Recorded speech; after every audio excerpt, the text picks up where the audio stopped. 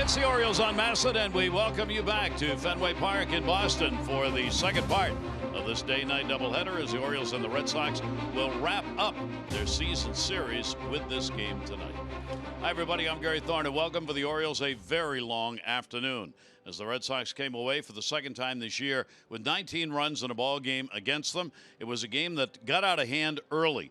Red Sox able to score 5 runs in the first inning. Looked like that was going to be it, but the Orioles responded and actually got it cut to a 2-run game, and they did it using the long ball. Trey Mancini, who's continued hot since the All-Star break, has stayed hot here.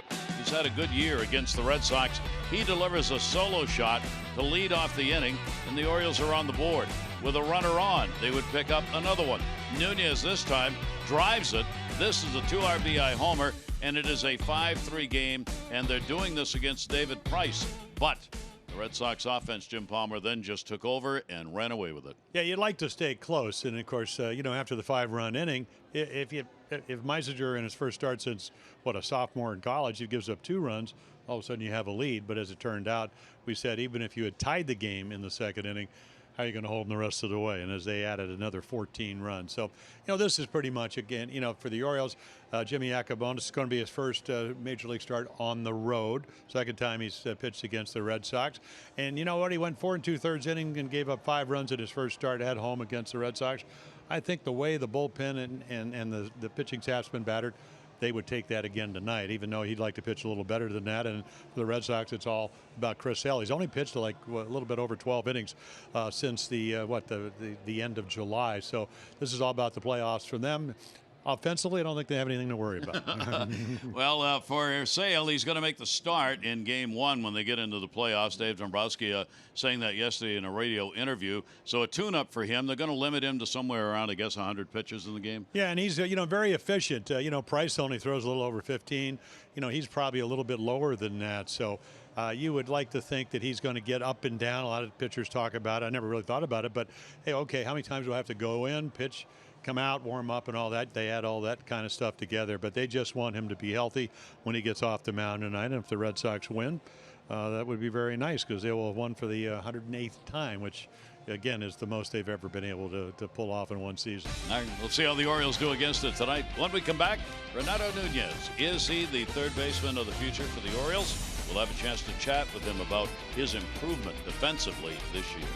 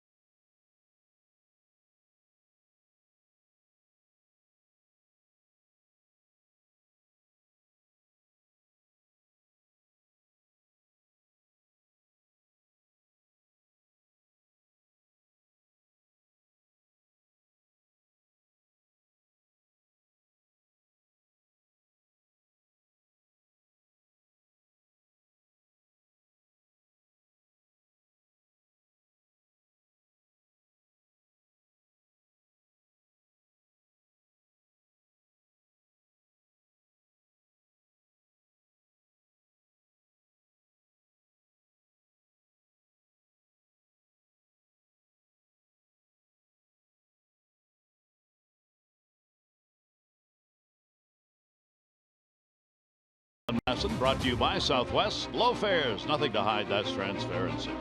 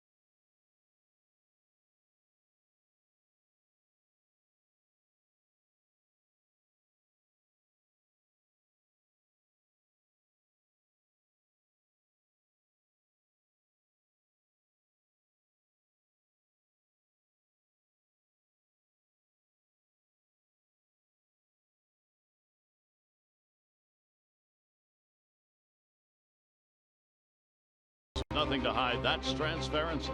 And by Royal Farms. Pick up your ROFO rewards card today at any Royal Farms to save on gas and to start any points for free stuff. Details in the store. Chance this afternoon to talk with the Oriole third baseman who will start his 53rd game there in the second game of the doubleheader. Highest batting average rookie since September 1. It is Renato Nunez on that list at .318 and a much improved defensive player at third base. We asked him about the work he's been doing there with Bobby Dickerson. I feel like I've been having better. I've been working a lot. As you guys see, I've been doing a lot of early works, and I've been working on more over like maybe some things that I haven't do when I was coming through the minor league, and I've been feeling really good. Yeah. What do you think's the biggest, most important thing you've done differently here this year? I think gotta be talking about my defense. About your defense? Yeah, I gotta be focused on catch the ball. Like you don't really have to. Like I was talking to my infield coach, just catch the ball. You don't have to be running to the ball. You don't have to be feeling like you're like shortstop. You're playing third, like ball's coming hard over there. So you just feel like you gotta feel like you just catch the ball and throw it. Do you like third base as a position to play? Of course, that's a position I've been playing all my career. I feel really good about it over there.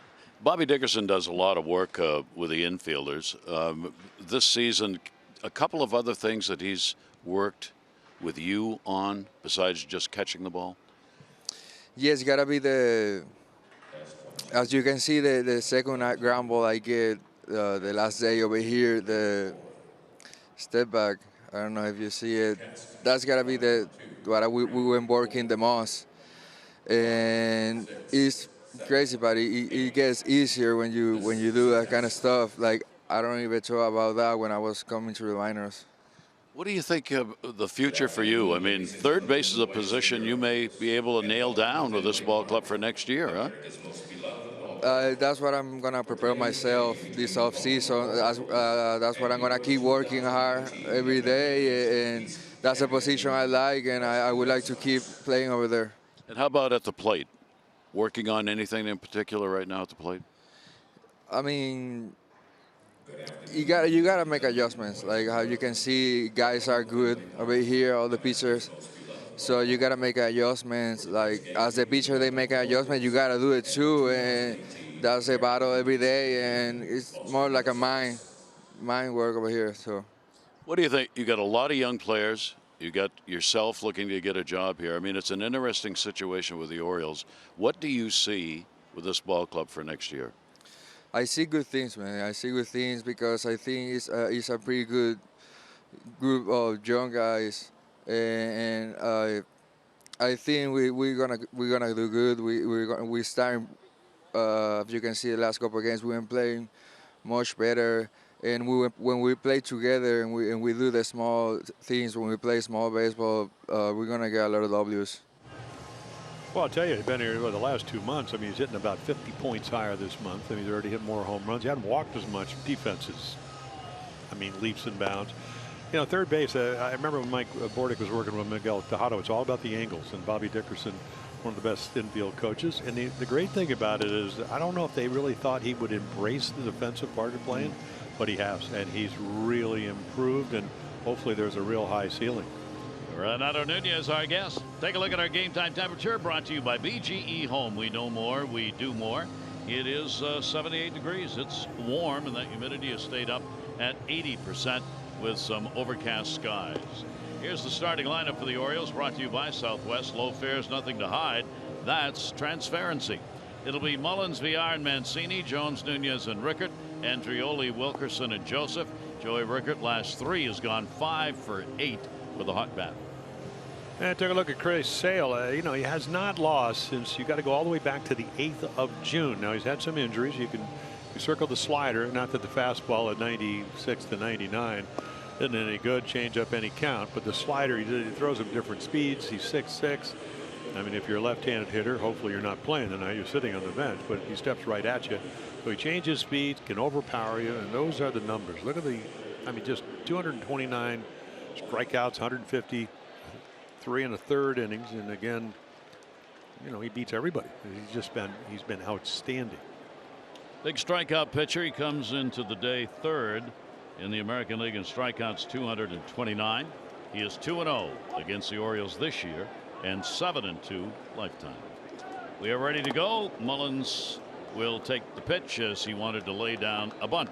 And that will get the third baseman, Brock Holt, who's playing there, charging in the series, looking for his first hit as he's had an 0 for 7 first 2 games of this set. And tried to bunt, and again that one will be fouled off, going off Vasquez, the catcher, and so that'll even up the count at 1-1. Mullins getting a chance against the left-handers. He started in the first game against David Price, the lefty, ended up picking up a walk, but had a couple of strikeouts, ground ball out, and the fly ball out in addition. 1 ball, 1 strike. Sale going to the back of the mound. The injury for Sale, it came after his start against the Orioles on August 12. He didn't pitch for another month after that. So he's still kind of on the comeback trail. It's his 4th start since returning. He worked an inning against Toronto, 3 innings against the Mets, 3 1/3 against Cleveland. And they hope he can go at least 5, maybe 6 in this one. Yeah, we're right back on the DL after that game against the Orioles, after being on the DL for 10 games. So again, we'll see. Again, he's overpowering. Take a look about the defense behind him here in Fenway Park. And you see Sam Travis came in late in the first game. Bradley Jr. he can play. Swihart out in right. Holt, Lynn, Phillips, the veteran at second base, Steve Pierce, and then Christian Vasquez doing the catching. That was a hit batter. Hit him on the back foot.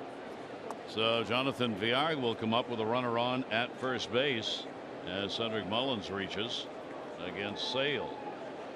And for Villar, switch hitter, he's faced Sale 9 times, couple of hits in 9 at bats against the lanky left-hander. Again in at third is Holt, and Villar will take the pitch for the high strike. Villar, shortstop again. Villar getting a lot of chances there now as the Orioles really taking a long look at how he's playing at short. This is start number 15 for Villar at the shortstop position. Beckham has been DHing. Tim Beckham out of this ball game. Villar and a tail away pitch at 85. 1-1. Well, that's the changeup, and boy, I remember when Chris Sales came, his #1 draft choice, came up right out of college, right from the minor leagues, and he could throw the changeup at any count. Again, he can get in the upper 90s. Slider any count. You never ever can sit on one particular pitch from him. Not a big lead at first. Mullins, a long stare at him by Sale. And Villar again will go after one. That one outside the strike zone, and a 1 ball 2 strike count on Jonathan. Well, he's got great movement, great deception, being 6'6". He's about 180. At least that's the way he's listed. And then again, he can throw that 80 mile or 86 mile per hour changeup and then back it up with about 10, 11 miles per hour faster. And when you're looking away, he comes up and in the upper 90s. 1-2. A little bigger lead at first. Mullins not going. Villar will go upstairs to find it and fouls it away. Sale has been particularly tough here at home. He has not allowed a run here at Fenway in the last 25 innings that he has pitched here. His ERA at home is 1.82 in the 11 starts he's had in his home ballpark this season. Really good numbers. 1 ball 2 strike count. Sale on that third base side of the rubber, way over there. That front foot right in the middle of the pitching slab. And the 1-2 delivery on the way, and went upstairs again to get it. Well, you talk about the game against the Orioles back on the 12th of August, and then those 5 innings he struck out 12, because once again, I mean, you think you got him timed, and this is probably not as firm as he can get to coming off his last appearance, but it's up in the zone. He can elevate, he can sink it away with a 2-seamer changeup. You made a note of Vasquez. Watch him during the game, especially with Sale. Vasquez does not stay down when he wants that high strike. He literally partially stands up, which most catchers won't do. Pitch will be taken up high by Trey Mancini because you're blocking the umpire, but Vasquez has done that consistently with Sale, and Sale wants to go after that particularly the strikeout on the high pitch, he'll raise himself up, and that target will be out of the strike zone up high as it was on the pitch to BR. 1-0 count, one down. Mullins on at first. Base stealers against him are 6 for 9 on the year. Vasquez has thrown out 39% of base stealers. Pretty good number. The lead number, Yadier Molina, up there around 45%. Ray Mancini 6 for 17 lifetime off Sale. 1-0 delivery on the way, and that'll be outside.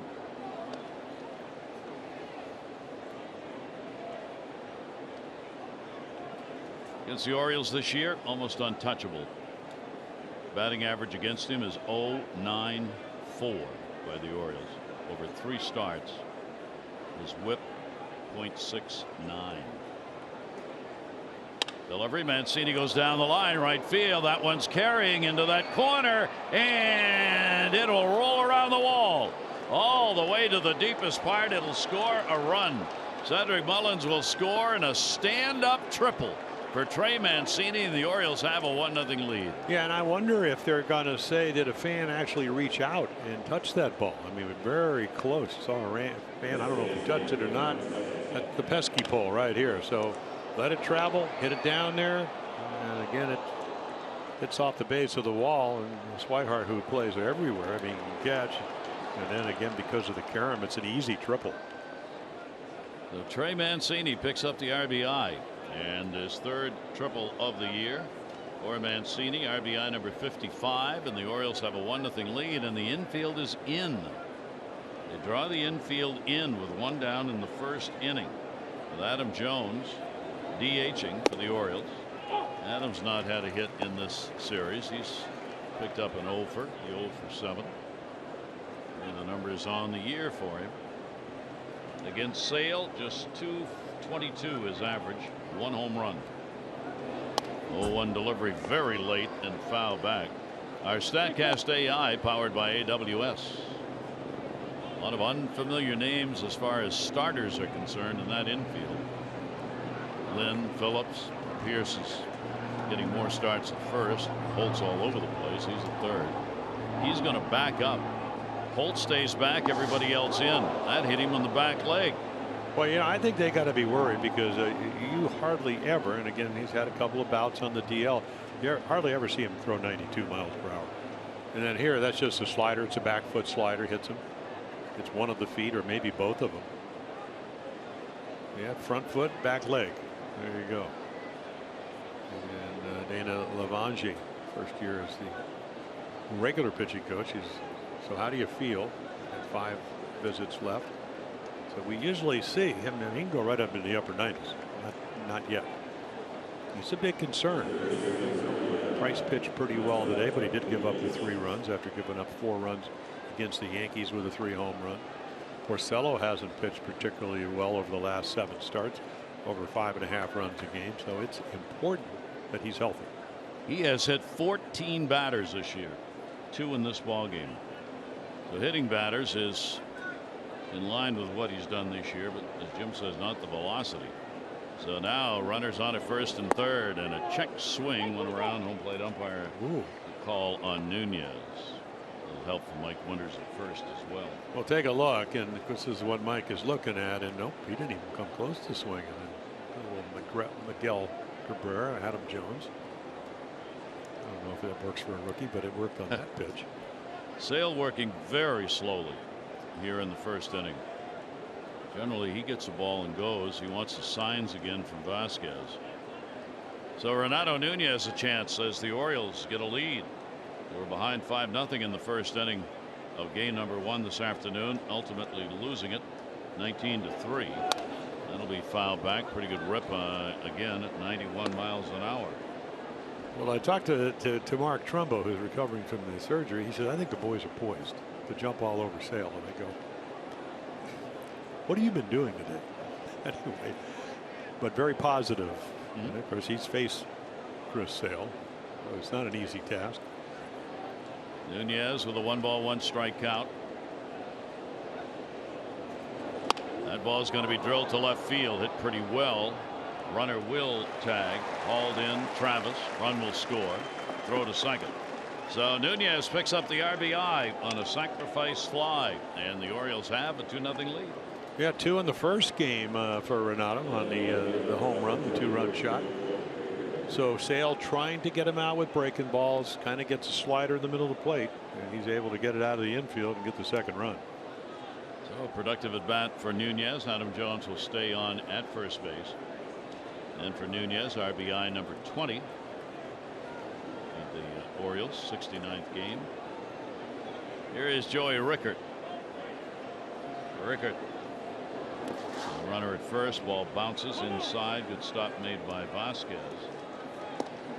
Shows how much he will pitch inside those hit batters, because when you compare the wild pitches, he's only thrown 4 wild pitches, but you got 14 hit batters. So that means it's not that he's necessarily wild, it's that he's willing to come in on guys. And then because he throws to both sides of the plate, you're trying to cover that outside portion of the plate, and he will buzz you inside.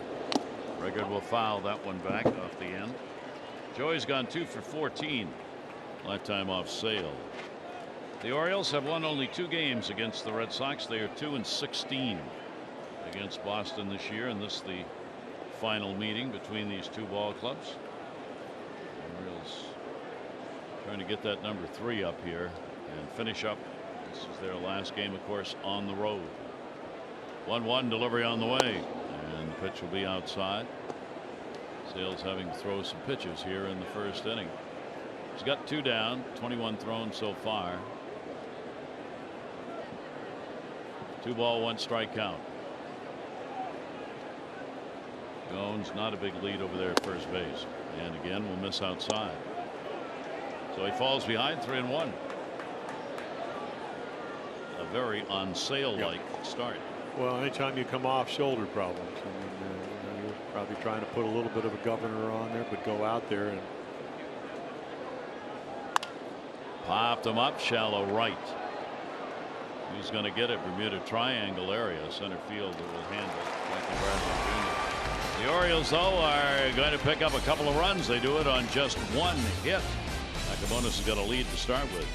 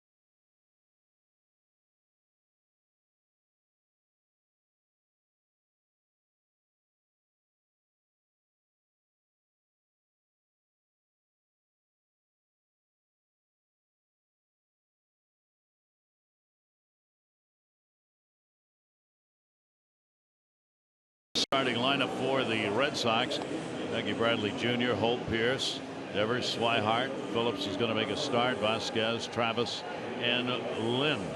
For Rafael Devers, you see game 1, a big 4 for 5, 6 RBI game.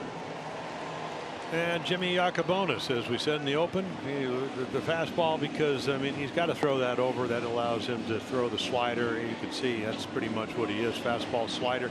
Every once in a while, a changeup pitcher. So he, ideally, he's been working on the windup, coming off a pretty good start, but that was at home against Toronto, where, of course, he got the bases loaded, and then that Adam Jones, that double play, got him out of trouble early on. Had him playing right field, threw out Billy McKinney at the plate, got out of trouble. So pretty good arm. I mean, anywhere from, probably somewhere between 91 and 95 miles per hour. Will he throw enough strikes? Jackie Bradley Jr. will lead it off against him. It is in there for his strike. Yacobonis, this is his 6th major league start. They all have come this year with the Orioles. They had 20 starts for the Tides, 3-4, 3.93 ERA with Norfolk.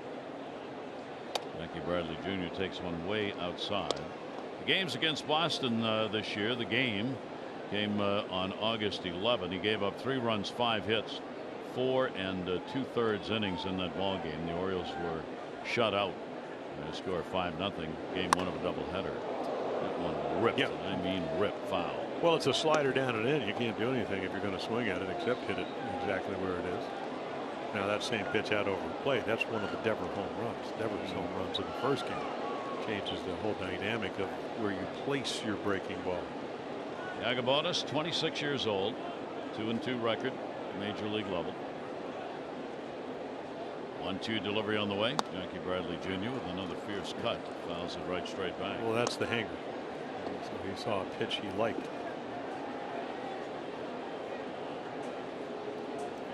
Hitting in the leadoff spot. Mookie Betts not in the ball game. JD Martinez not in the ball game. Getting a rest here. They both played a part of the first game of the doubleheader. 1-2 strike count. And another one that's fouled straight back. Jackie Bradley Jr. against the Orioles this year. One of the few not to have good offensive numbers against the Orioles. Hitting only 196. He has had a couple of home runs and 6 RBIs against Oriole pitching. Of course, the numbers have been low all year average wise, but up to 232 right now. Yacobonis delivers to him, and that'll be up high and away. Yeah, the inability, and I mean, I think if you're going to pitch against a good hitting team, whether it's here in Boston, even though this is not the A lineup, you got to be able to throw your fastball to start in the big leagues on both sides of the plate. So he's trying to get it in. And then again, they know he's not going to throw his changeup very often. That one is going to be another one fouled away, so it'll be at least an 8-pitch at bat here for Bradley Jr. So he has really, I mean, he has no pitch right now because of the lack of command to put him away. So that's how you get in to the 8, 9, 10 pitch counts to each batter. Bradley hitting 250 here in the month of September with a couple of home runs, so better than his year average of 232. 2-2 strike delivery on the way to him, and that's going to be ripped for a base hit. He saw enough pitches to know what he wanted. He got one. And then he hangs a slider, so he gets a hittable pitch. And take a look at the defense and for the Orioles, Rickard Mullins and Andreoli, Nunez, Villar, Wilkerson really played well defensively. Ray Mancini over at first. Caleb Joseph, as we call him, the veteran Caleb Joseph, played a little first in the first game. Actually made a nice play down at first. With his brother at second. Yeah. So here's Brock Holt. Holt getting the start at third base in the ball game. Holt has an 8-game hit streak. He's gone 10 for his last 21. 2 home runs and 6 RBIs during that streak. As he ups the numbers, looking for some more playing time. Runner at first base. Jackie Bradley Jr. short lead over there. Even with the bag at third is Nunez. Yacobonis will throw over. Yeah, Ray, really an indispensable player for him. You know, concussions in 2016. Last year struggled with vertigo. Boy, this year off the bench, what, 5 for 13, couple of pinch hit home runs. And a foul tip at 94 miles an hour. That went into the mitt. And Holt 1-1. Anytime you're, what, 12 for 27 with power, 3 home runs in your last 27 at bats, you're swinging the bat pretty well.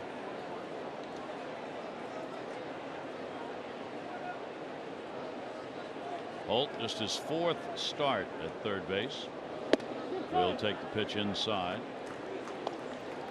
And Yacobonis is not the way he wants to start. I mean, nothing drastic has happened here. The trouble is that pitch count. Yeah. This is what gets him in trouble all the time, trying to stay in a ball game. Well, there's such a fine line. I mean, he tried to go in and he got it in. He just missed maybe what, 2-3 inches, and sometimes that's all that matters. 2 ball, 1 strike count. Pierce waiting on deck and concerned about Jackie Bradley Jr. taking off over there at first. 10 steals. He doesn't run a lot, but boy, I mean, when you just talk about foot speed, scoring from first on doubles, second on singles, he can run. That ball's going to be a base hit into right field. Bradley will make the turn, go to third easily. Throw will come into second base. And the Red Sox cover the corners with the first 2 here in the first inning. And the other thing I learned is that, hey, you get a left-handed hitter that's red hot. He's trying to hit a ball exactly where? There's the target, there's the ball. So you don't get it to the corner. It allows him to pull it. Nobody's playing there, and he just hits it into right field. And not only do you give up the base hit, you get exactly what we're looking at here. Runner it all the way to third base, but in this case, less than anybody out. One of the cardinal rules of pitching is try to stay away from a runner at third with less than 2 outs, and they got a couple of guys on. And Steve Pearce will get the RBI opportunity. The Red Sox went 9 for 16 with runners in scoring position in the first game of the doubleheader this afternoon. Pearce will take a pitch for a strike. In the 2 games of this series, they've gone 13 for 26, so they're hitting .500 in the 2 games against the Orioles with runners in scoring position. Steve Pearce getting the start at first base. First and third. Cabonis looking for a ground ball. Did it hit him?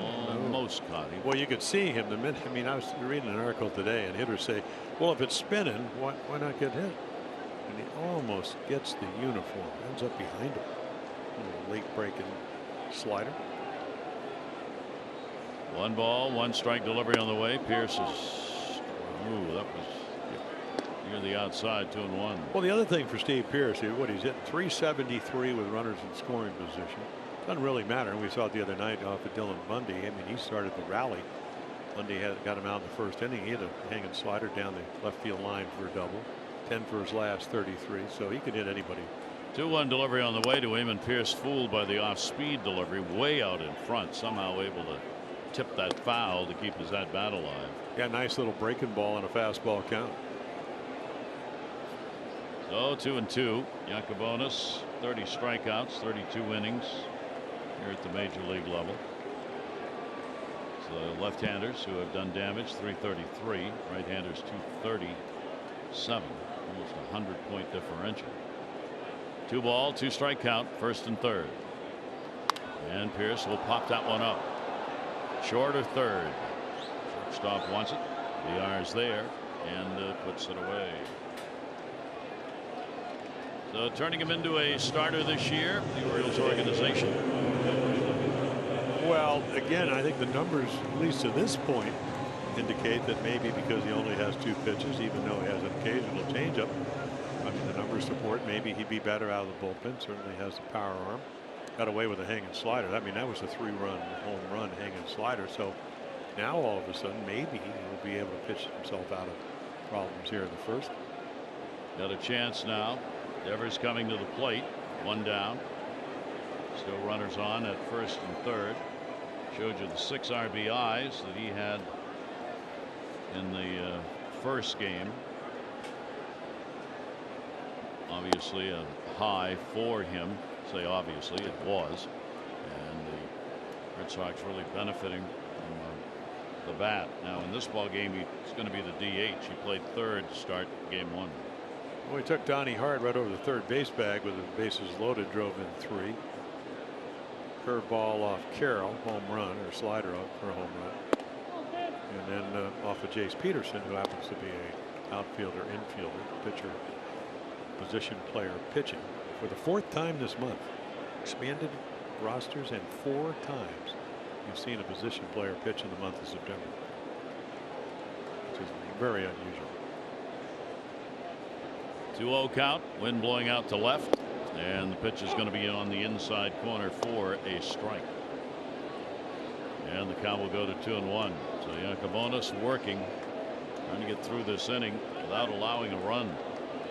that would be a major accomplishment. First and third and nobody out. Well, the biggest thing with 20 pitches, it would keep the pitch count down. So maybe allow him to pitch another inning. 2-1 delivery on the way, and again way inside. At 95, and the count goes to 3 balls and 1 strike with Swihart, switch hitter, waiting on deck. And Yacobonis, you can see talking to himself out there on the mound. So Rafael Devers will be looking for 1 to hit right here. 3-1 delivery on the way, and not close. So 1 down, bases are loaded. 2 singles and a walk have gotten that done, and Swihart will be coming to the plate with the sacks full. Kind of reminiscent of the way the game started, game 1, when they loaded him up. As Jim said, it was Devers that time who got the big hit. Now Swihart gets a chance. Or you get to make a good pitch and maybe get him to hit a pop up or double play ball. Yacobonis will wait. Swihart steps out. I think we talk about it all the time. I learned it early in my career. One of the missions is stay away from the big inning. Delivery to him. Swihart couldn't hold up. He's .255 in these situations for the ball club this year. And the 0-1 count. Swihart getting the start in right field. Alex Cora resting a number of the starters and getting a look at players, as we said, in different positions that might be usable in the playoffs. That's foul down the line. Yeah, totally different animal pitching at Fenway Park. You walk in here and first thing you see is that green monster, 37-foot wall, and very intimate ballpark. You got room in right center, and of course, unless J.D. Martinez is hitting it off the 420 sign for a triple like he did early in this game. Got more room in right field, except right down the line. And way up again. Yeah, that's just coming out of your windup, and for Jimmy, just so again, you're trying to calm down, and he's been working on trying to better lines, not fly out with the front side, keep the left foot from swinging open. 1-2 delivery on the way, and got him on the inside corner. He'll get the call, and a big one on Swihart. Yeah, Mike Malinsky, the home plate umpire, and I mean, this was kind of earned by Caleb Joseph. Look where the glove is.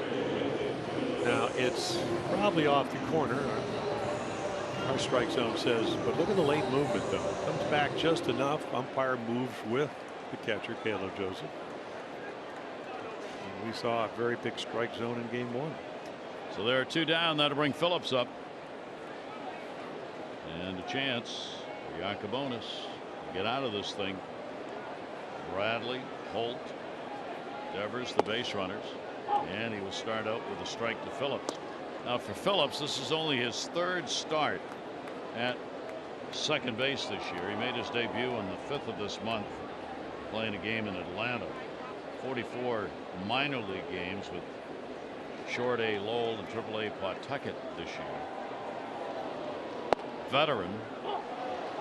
Yeah, 38, I think, and 275 lifetime hitter, was just a little bit short of 200 home runs.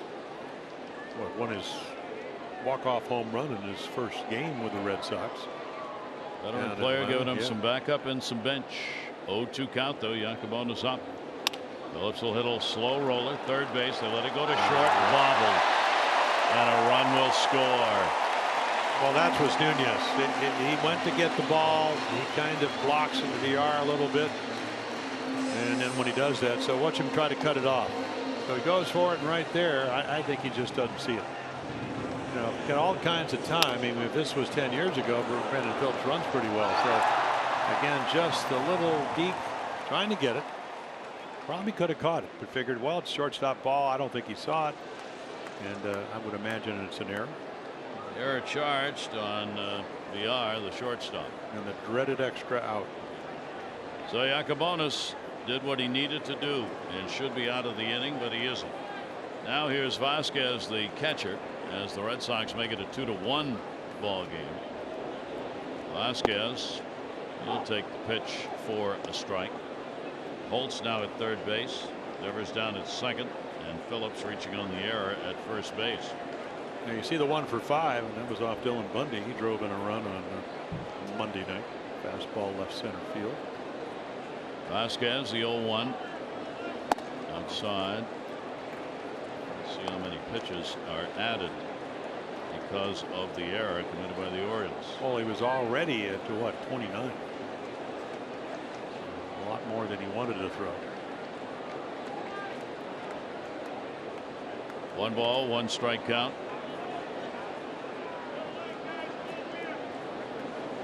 That's in the dirt. Good stop by Caleb going out to get it, and the count goes to 2-1. So you got a catcher who calls signs all year long when he's healthy and when he's playing.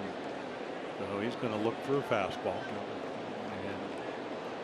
And Yacobonis said, well, it's probably not the right pitch because he's looking for it, but what can I throw over here?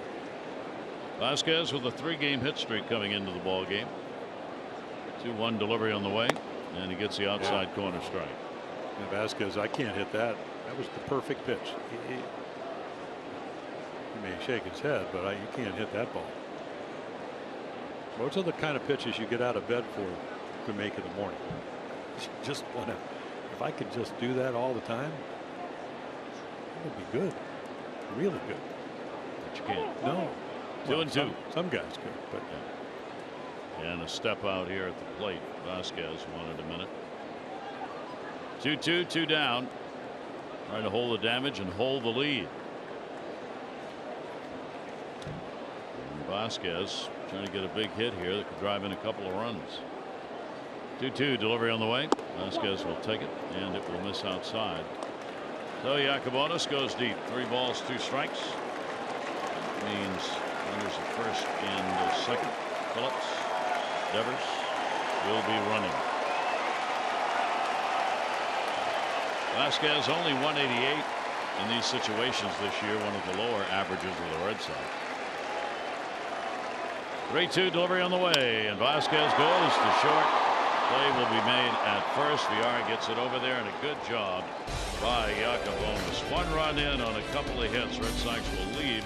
The bases loaded. 2-1 O's.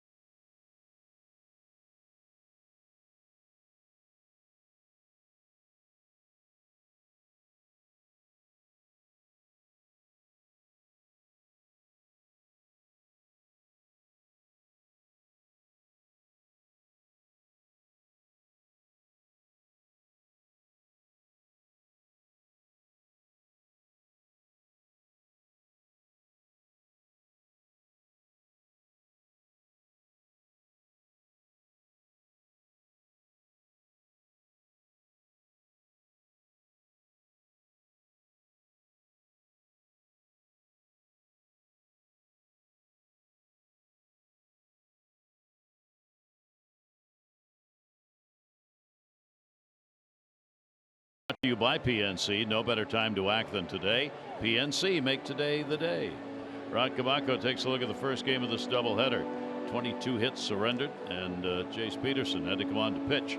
And Steve Molesky taking a look at DJ Stewart overcoming struggles to swing the hot bat for the Orioles. All for you, AstonSports.com. Stewart not in this second game of the doubleheader, nor did he start in the first game. He came on pinch hit and grounded out. So Chris Sale, see if he settles down a little bit after his long first inning. 23 pitches. Well, I think the big thing is the velocity get back to where it normally is. I mean, you don't have to throw 97, but 92, got to kind of have to wonder. John Andrioli getting the start in right field for the Orioles. And Gary, I mean, he probably, the other pitches are so good, the curveball or the slider and the change, probably could pitch at 92, but that's just not the normal velocity you see from him. 0-1 delivery, that'll be up. 1 ball, 1 strike count. Andreoli in right field. First game against the Red Sox. Opportunity here at Fenway for him. And he will chase one that was down at 83 in a 1 ball, 2 strike count. Well, young hitters, you know, John from this area, Andreoli, and Dad used to briefly play with the Patriots. Shrewsbury, Massachusetts.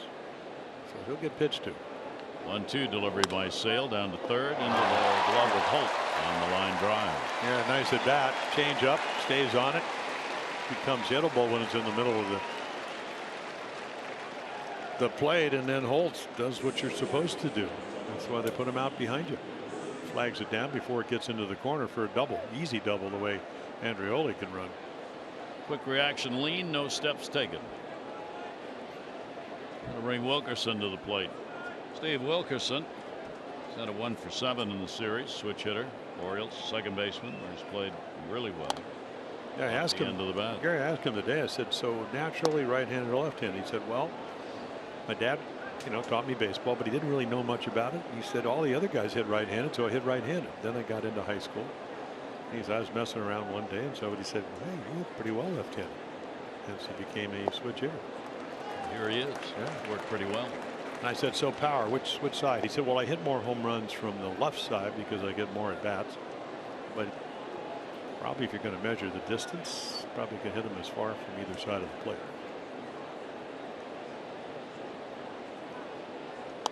And that one's going to be fouled back off the plate.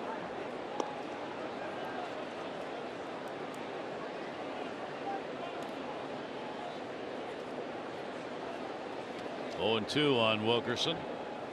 Taylor Joseph waiting on deck.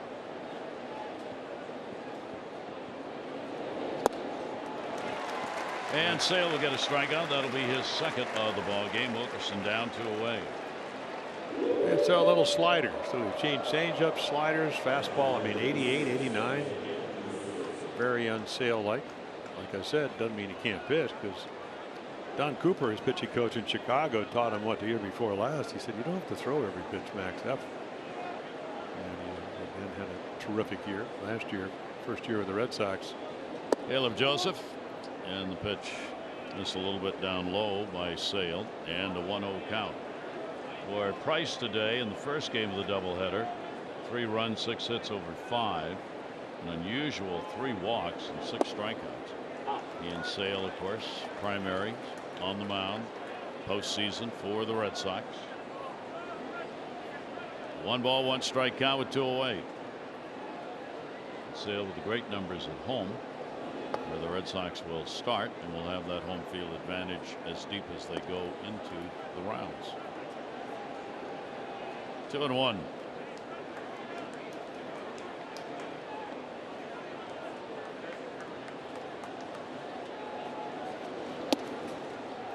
And that one's going to miss. 77. Yeah, Caleb, what, 2 for 14 lifetime off of Sale. 3-1 delivery on the way, and full count. Sale looking for a clean 1-2-3 inning.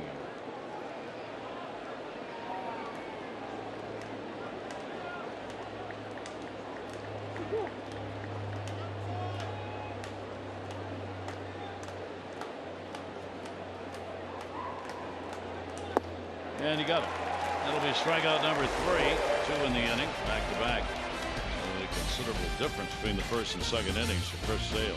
Orioles up by 1.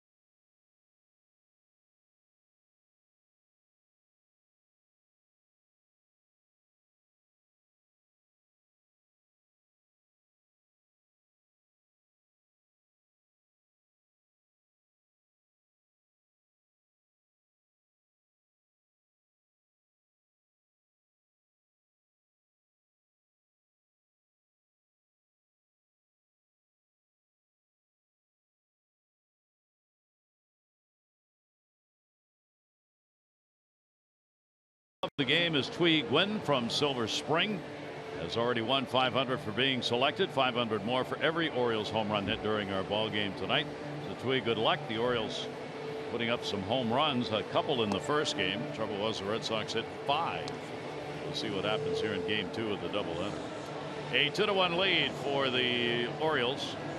Orioles on the road, last game of the year. They're 18-62. The Orioles have already lost more road games than any other Orioles team since '54 when they came from St. Louis.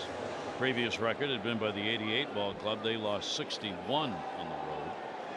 Orioles up to 62. And Sam Travis will come to the plate. Travis came in late in the ball game, the first one, and a 0 for 1. As you see, not a lot of playing time put up by Travis on the year here with the Red Sox anyway. Yacobonis delivers, and Travis will get a comebacker to him. And the underhanded flip to Mancini, a pitch and an out. On Friday, the Orioles kick off Fan Appreciation Weekend against the Houston Astros. First 20,000 fans 15 and over will receive an Orioles coaster set. Tickets are available as low as $15. You can get yours at Orioles.com. You'll be there for the Final Four to be played at home. The Astros in. David Hess is going to start tomorrow night against Garrett Cole. Cole is 15 and 5 in the year. And then Jeffrey Ramirez will start game 2 against Justin Verlander. Dylan Bundy will start game 3. And Houston's not named starters for games 3 and 4 yet. The Orioles haven't named anybody for the final game.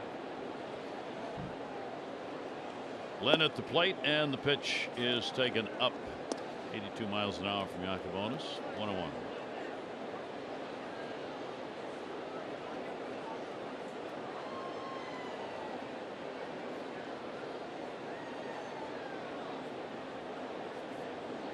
Nunez in at third base. Lynn's got great speed, and that one just missed everything. 2-1. Right by Caleb Joseph and everybody else. So you got a little shift on, not all the way around, and Nunez stays over to try and take that bunt away from Lynn. Got his first start Friday. And he got his first major league home run. Foul upstairs. The international signee back in 2012 out of Taiwan, and never hit a lot of home runs in the minors. Went the most in AA Portland a couple innings ago, but only about 150 innings, hit 5. Done well against the Orioles, 6 for 11. But he can motor, though. It doesn't steal a lot of bases even in the minors, but he can run. 2-2 delivery on the way. That one goes towards left center field, cutting over Mullins. He'll get there with a great jump he gets. And Lynn is retired, and 2 down here in the second inning. Yeah, it is great when you get a good jump, which is what Cedric Mullins can do, and then you have great foot speed. He can cut the gaps down very easily. A little problem in the first inning because the balls were hit so hard. I mean, the first game, they were just smoked all over this ballpark. So 2 down is Jackie Bradley Jr. at the top, base hit and a run scored. Unearned. And the pitch will be away for a ball. There was no RBI on it. Error on Phillips' ground ball allowed Bradley to score. Yacobonis now trying to match Sale with a clean inning. 1-0 count. 233 on the year for Jackie Bradley Jr. And that will miss down low. Red Sox continuing their run of wins. 107 on the year now, adding a new franchise number every time they get one. And a big cut, 94 in the fastball, and he was late on it. That's what he was looking for, but he couldn't get the bat going in time. 2-ball 1-strike count on Jackie Bradley Jr.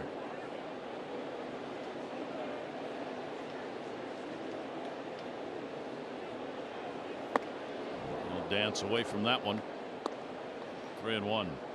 Yeah, whether you're pitching or hitting, you want to get off to a good start, and for him, of course, he's so good defensively, he's going to get the play anyway. But April was 213. May got worse at 203, and then all of a sudden, lately, last 4 months, he's been pretty good. And the 3-1 hit on a big hop to second base. Wilkerson's got it and a good inning. Yacobonis retires the side in order. We'll go to the top of the third in a 2-1 Oriole lead game.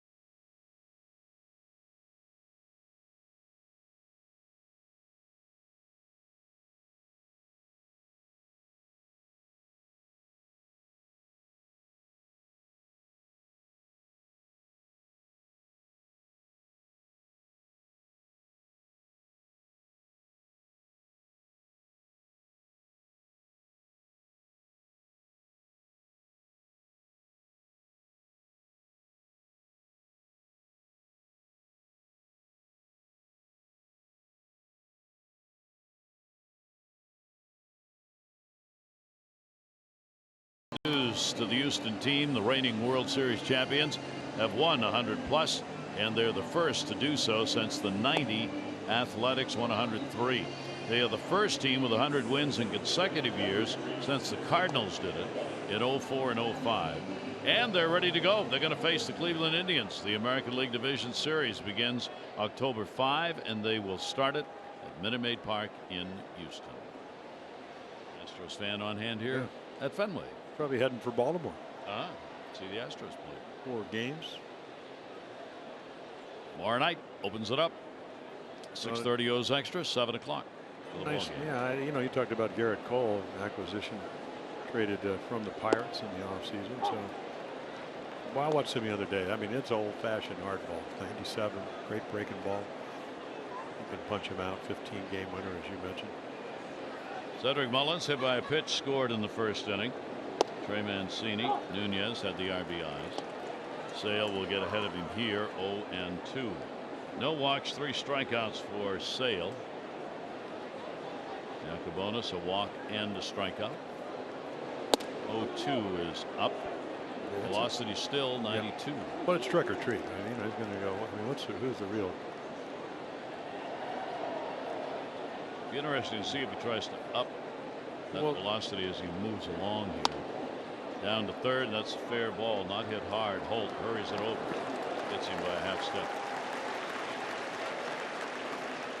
As you enjoy a Miller Lite, look forward to the whole true moment later in tonight's game. Well, you mentioned the fact that Chris Sale's going to try to get somewhere, around 85 to 100 pitches. So maybe he will, as he progresses, get the velocity. We've seen 88, we've seen 92. That's where he's maxed out. Now, like I said, he can still pitch with less velocities because the other 2 pitches are so good. It's nice to have 98 in your back pocket. He'll need that for the playoffs. See if he does. Jonathan Villar, strikeout victim his first time up. Villar will foul it out. He was way out in front on the 83-mile-an-hour delivery. 0-1 count, 1 down. Big games affecting the playoffs will be late starts for the most part. Tonight, Milwaukee and St. Louis, they are underway. That one in the air, left field. It'll stay up. Travis is there. 2 down. So a couple of quick outs.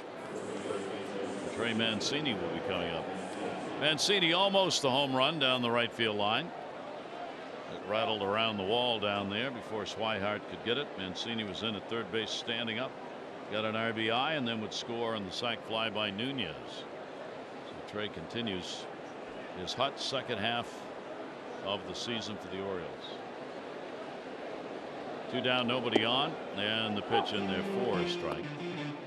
Well, they get Price a 5-0 lead, and that becomes, as you can see, 24 last year, his 24th home run, a missile over the Green Monster here.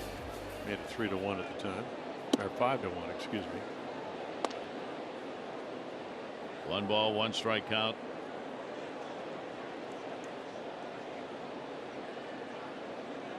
Sale has picked the pace up from what he had in the first inning as far as getting rid of the baseball.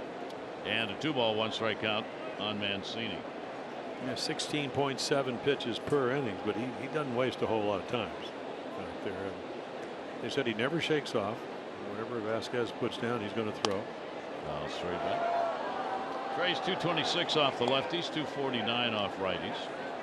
It was home run number 5 off a left-hander that he had against David Price in game number 1 this afternoon.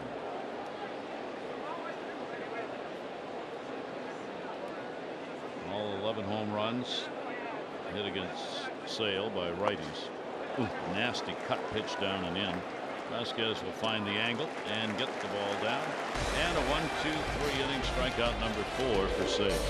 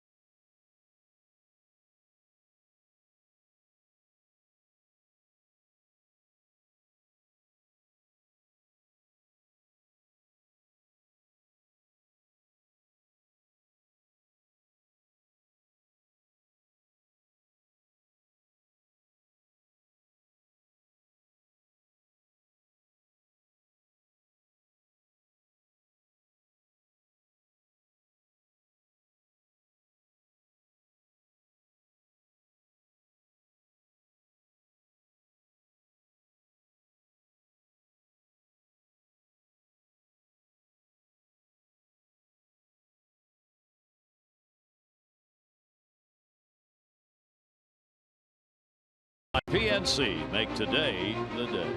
By visitannapolis.org. Create your moment at visitannapolis.org. And by University of Maryland University College. Beantown and at Fenway, the Orioles have a 2-1 lead as we go to the bottom half of the 3rd inning. Iacavonis face Holt, Pierce, Devers, and the pitch on the outside corner for a strike. Holt picked up a base hit his first time to the plate. A lot of guys who haven't played at the positions they're in for the Red Sox much this year in the second game of the doubleheader. Alex Cora resting a lot of people. Holt is one of them. Holt just his 4th start at third. Lynn just his 9th start at short. Phillips just his 3rd start at second. Pierce has played 24 now at first base. Travis just his 3rd start in left. Swihart just his 8th start in right. Yeah, they say they don't like Holt because of the lack of arm strength at third, but if Nunez is going to have some leg problems. That ball's going towards right center again. Long run. Mullins coming. Look at the ground he covers. And it makes it look easy because of the speed factor. Good jump coming in.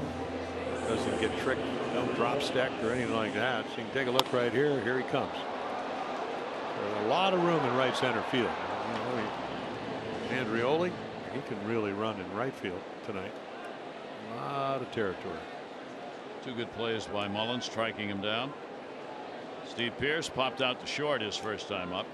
Yeah, that's the pitch that Jimmy got away with. High slider, popped it straight up. Thought he was going to get out of the inning, but then the error by Villar on the Phillips ground ball. 1-0 count on Steve. 326 hitter since joining the Red Sox. And the pitch will be taken outside. So 2-0. Former Oriole Steve Pearce making his presence known in Boston with that bat of his and his ability to play different positions, and a good job at first. He's edged Moreland out of a few starts by putting the bat in play. 2-0 count. And that will be outside.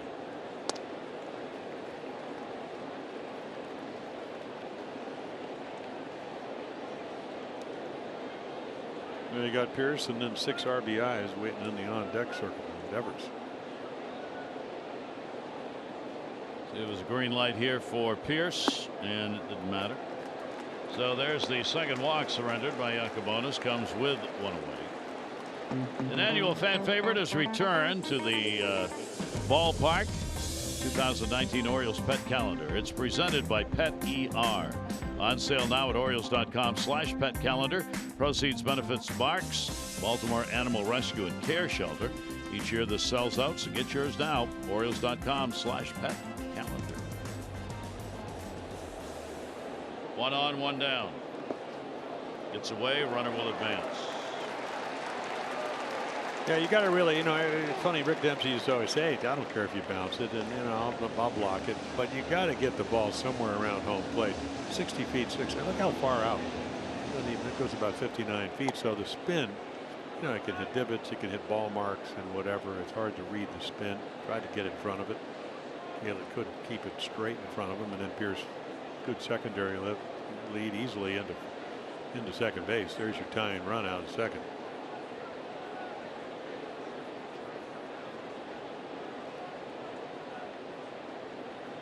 One-0 delivery to Devers. Big cut, good pitch, kept it down, and the count goes to a ball and a strike. Devers batting in the cleanup spot in his role as the DH in this ball game.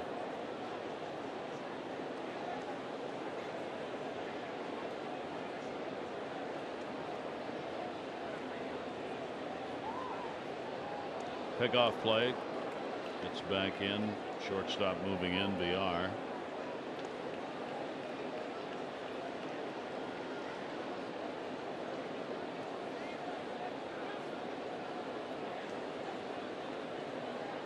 Now we'll take a look behind him. Pearce will. 1 ball, 1 strike. He's taking some big swings up there. Well, pretty good movement, and as it turns out, ball runs off the plate. And young hitter, as we mentioned, 21 years old. So you get 2 home runs and you get 6 RBIs in the first game. You think you could hit anything? And he's swinging at pitches like he can. And that's going to help out Yacobonis if he can make another quality pitch. 2 deliveries right there. Yeah. That was right down the heart of the plate. It's funny. Strikeout. Yeah, Gary. I mean, Caleb moves up and in, but that ball's pretty much down the middle of the plate. So there's the target. And it just runs right back. I mean, almost center cut. He just gets tricked. The movement gets him. Couldn't believe the pitch was that good. Couldn't swing. Exactly. So Swihart now will come to the plate. There are 2 down with Pearce on at second base. That'll bounce. Good stop made by Caleb. Swihart gets another chance. He came up in the first inning with a couple of runners on and was called out on strikes. 1-0, 2 down.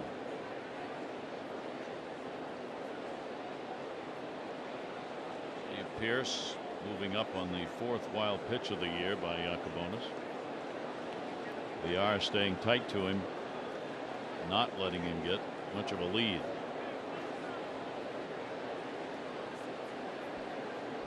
One-0 delivery. On speed pitch will miss outside.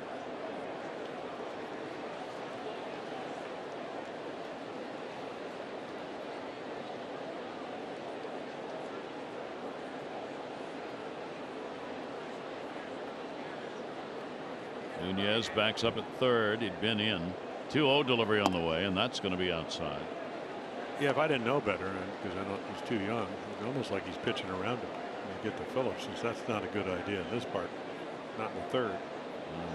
Not where your pitch count's already at 60, 35 in the first inning. So see another green light here. Swihart. Could be.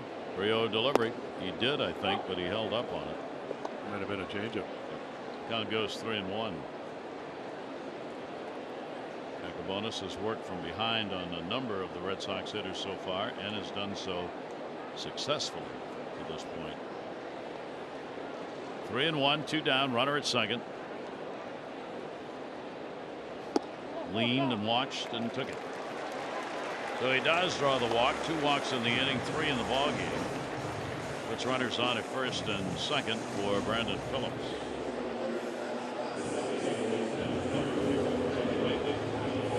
Phillips first time up, and the ground ball reached on an error and brought a run in, so he gets another chance with runners on at first and second base.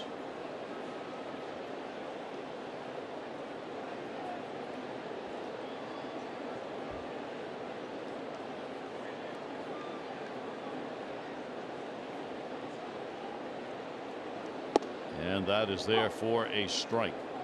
The Orioles infield moves around the other way with the right hander up, so now Wilkerson's responsibility is to try and keep Pierce as close as he can.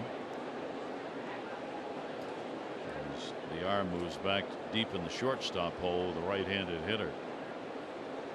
0-1 count, 2 down. Outside for a ball. Bullpen will get a lot of action in this game.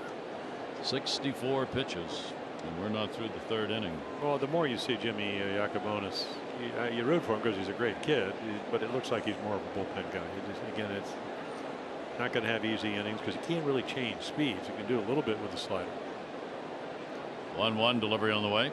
Phillips started, stopped, takes a strike. See, that's just kind of a backup slider where, fortunately for him, I mean, he gets himself into a good count, but you don't want to throw that pitch very often because if you move it over 3 inches, it's going over the wall. So not a lot of easy outs for him. And that's only not the fact of lack of talent, it's just the lack of command. Runners off first and second base. 1-2 delivery. Phillips again goes that way. This time a clear shot for VR, and this time he will get the out. Almost the same place he hit the ball the first time up. Good job, Yacobonis. Again, 2 are left on base. Orioles up 2-1.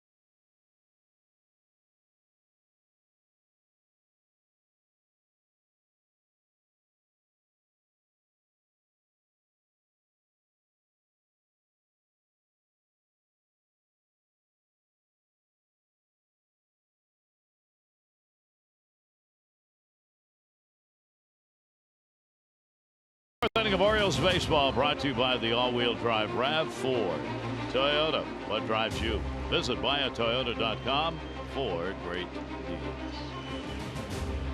Gary Thorne and Jim Palmer here at Fenway, lit up for the night game of the doubleheader. Orioles have a 2-1 lead. We go to the fourth inning. See, not a lot of offense in this one. The Orioles 2 runs on just a hit off Sale.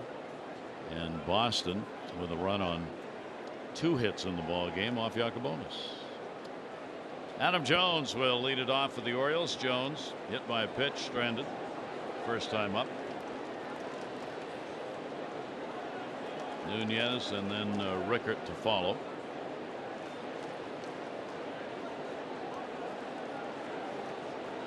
Adams still after that first hit here in this 3-game set, and will foul that one out. 93 hits lifetime for Adam Jones here at Fenway among the Oriole players. Brooksy's first, Cal Jr., Paul Blair, and then Adam. He's tied with Boog Powell at 93 hits in Oriole history at Fenway Park. 0-1 delivery on the way, and will just miss inside. 1 ball, 1 strike count.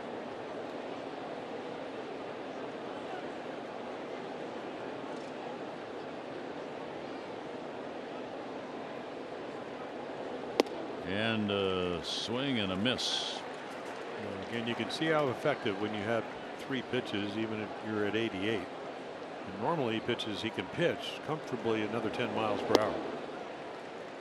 Again, you're sitting on change ups and sliders, and he just zips one by at 88. That ball tagged. It's towards the green monster way back, and it's going to hit up on the wall. He'll hold with a Fenway single. Played easily by Travis. So Adam Jones is on with a leadoff single here in the 4th inning. Yeah, the green monster give us, then take us away. This is a home run in Baltimore. Here it's just a hanging slider, but here it gets it so hard, 100 miles per hour. Sam Travis will grab it. Not enough time to get to second. So the leadoff man on for the Orioles for the 2nd time in 4 innings. Mullins, the hit batter in the 1st, and came around to score. Nunez, RBI on the sac fly. Orioles get their 2nd hit of the ball game.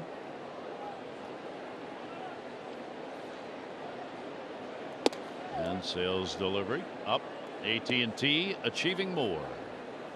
Well, again, we're not very comfortable. And you can see on the road trip, loves the Yankees, loves hitting against the Red Sox.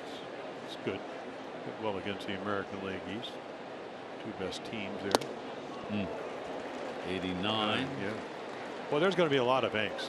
It doesn't mean he won't pitch well. Won't mean that he will not, by the time he starts, if he does indeed start that October 5th game, that the velocity won't be up, because this is his 4th start since coming off the shoulder problem for the 2nd time. But that's not Chris Sale as far as velocity. No. 1 ball, 1 strike count. Runner at first, nobody out. Nunez chops it. Nunez picking up a big home run that brought the Orioles within 2. Yeah, you get in the middle of the plate, and this was a 2-1 pitch from David Price. He just kind of backspinned it. It sails out here, wind blowing out as it is now to left field here at Fenway. 8th home run for him.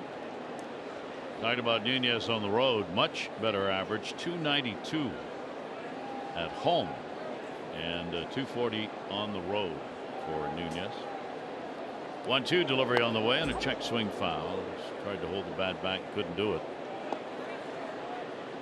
So Sale, he too having to throw more pitches than he would have liked in this one so far at 56. And a 1 ball, 2 strike count to Nunez. Are you looking at the Orioles' 3rd baseman opening day next year?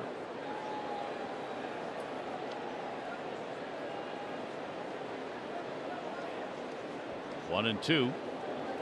And Nunez is gone. That one down to 78. Well, that's a little slider, takes something off, and then again the break gets you. Fastball hitter, young hitter, 24. Right to the glove. Perfect pitch.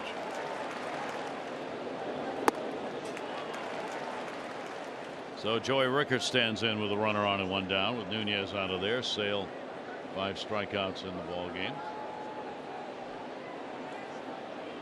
Rickert on a check swing. He too has bat right in on ball and fouls it off. Joey Rickert, interesting numbers. He has hit so well against what you think would be the tougher opponents, the East. came into the day 275 in the East, and everybody else 202. Another Well, maybe he sees the East a little bit more because they play more games, more comfortable. outside. That's one thought. Yep. I mean, awfully good staff here in Boston. And Yankees, good pitching team. Tampa, right up there. Toronto, not so much. It's at 257 off the Red Sox this season coming into this game. 1-1 delivery on the way, and he'll foul that one right straight back. Well, there's 94. I'm really wondering if he's going to reach back a little bit. And the quality of pitcher for Chris Sale, because he can win without his best stuff. He won't be bothered at all. If his arm allows him to pitch in the playoffs, he'll pitch regardless of what the velocity is. And probably effectively. Yeah, he'll figure out a way. Runner off first, 1-2 delivery. Rickard down to third, hit hard, glove Holt. What a play! There's one. Relay won't be in time to get two. Pierce off the bag to make sure it doesn't go by. So Holt with his second fine play on the hot corner. Well, again, just remember, even if Devers plays early in the game and you have a lead, what's Holt going to do if Nunez has the leg problems? Because this is a double. If he gets by him, if he doesn't flag it down, which he does, and Phillips can't turn the double play, wouldn't matter. Rickard across the bag, so he can play everywhere. Red Sox checking the video on this. Buck Showalter's coming out.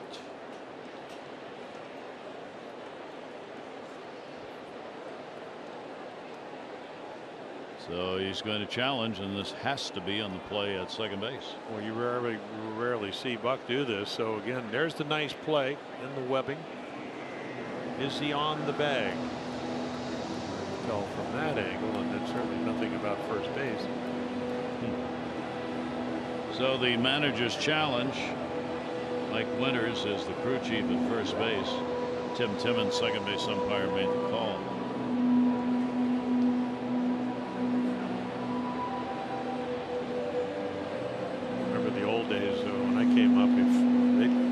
Second, if you were in the neighborhood, in other words, trying to keep people from getting hurt. Pest. Yeah. So is he on the bag? Well, yeah. I don't know if he ever had his foot on the bag. If there's anything to challenge there, it's Adam Jones' slide, which I think was okay. But I mean, he was clearly on the bag. Well, no. I think he might have slid his fingers on the bag. See right here, he's catching the ball. Are his feet even touching? He had it straddled, and I guess that's what they saw. And, you got to be touching the bag. In the old days, I mean, you just had to be close. Yeah, and you're right. I mean, obviously, sometimes you know when you go to break it up, the path has to be directly at the runner. It can't be where you can't touch second base. You can't, in most cases, go by the bag. So all kinds of different rules. And tried to touch with his right foot on the side of the bag when he caught the ball. The question is, did he? The new rule now in the sliding, a lot of these pivot plays at second. See how he's got watch the outside foot. See, he wants to drag it onto the bag right there, but did he do it? And he's safe. How about that? So what? 1,900 games. Tonight is his 1,900 game, and they flag him for not having his foot on the bag, and that's what the challenges allow you to do. Yep. So nice call by the not by Buck, but his video guys. They tell him. He caught that one. Yeah. So the Orioles get a challenge that creates a far different situation. Runners on at first and second base with one away. It would have been a runner at first and two down. Well, that just goes as a fielder's choice. Yep. Nothing. Fielder's choice for Rickard. Andreoli up and will take the strike on the inside corner. Andreoli lined out hard to Holt at first base. Yeah, John got a hanging slider and hit it. And Holt kept it from being a double into the corner. Sale with only one away. Orioles a chance to increase their 2-1 lead here. Andreoli a strike in the inside corner, 0-2 this time. Like we said, grew up in Shrewsbury, Mass, so a lot of people here, family. Showalter saying wanted to try to get him in there. So there's the two lefties, opportunity to do that.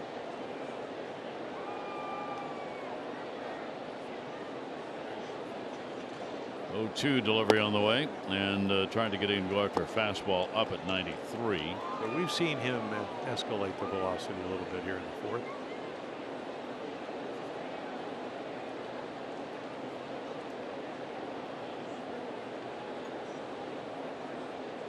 '28-year-old outfielder Andreoli trying to pick up a base hit and an RBI. Sale's delivery to him really turned on that one, right back behind him to the Orioles dugout. And the count will say 1-2 from Sale. Well, another breaking ball, and you know, when you don't get to play every day, boy, you're scuffling. You see a slider, you see it up. So what if it's 4 or 5 inches inside? You know, the last thing you want to do if you're John Andreoli, take strike 3 looking. Only his 23rd game. He had 55 at bats. 1-2 delivery again, went outside and missed. Good eye.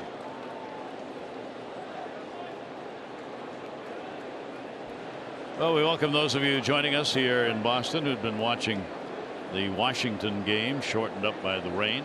Trey Mancini, RBI triple first. Nunez, sac fly, and Chris Sale on the mound for the Red Sox. Struggling a bit. Just throw a lot of pitches up to 66. Orioles have the 2-1 lead.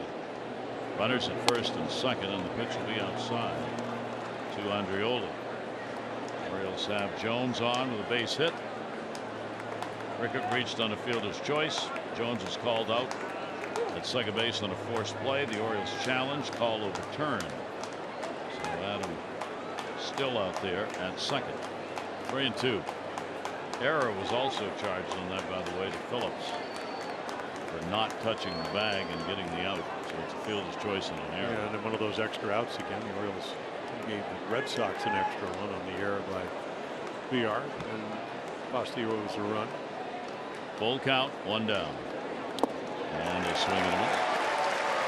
Yeah, maybe a little change up, just change in speeds, velocity down tonight for Sale. Threw a couple of 92s and 3s this inning. The master of changing speeds, little change up. So he gets a strikeout. That'll be a 6 in the ball game for him. Sale, of course, has had some very high strikeout games. 15 against Toronto this year. It's his career high, and he's done that 3 times in his career. Well, how about striking 12 or more out 34 times? That's a bunch of strikeouts. 2 down, 2 on. And here is Wilkerson. He was a strikeout victim his first time up.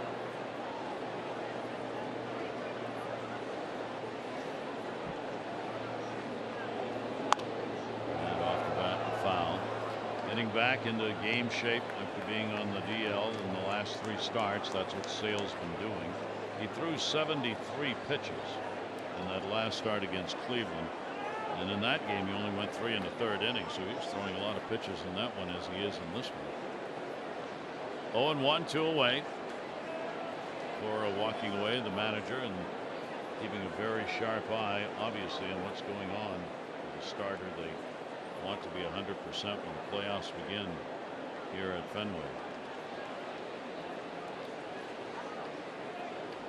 Be against the wild card team. Yankees or Oakland. 0-1 delivery on the way, and a chopper down to 3rd. That'll be foul.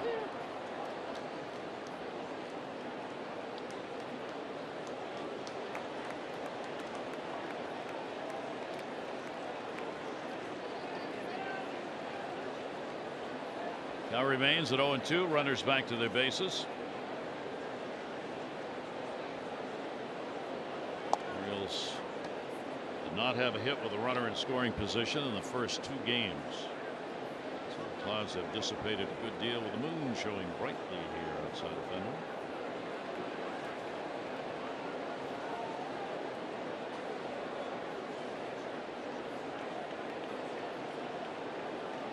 And Sale will try it again on the 0-2 count.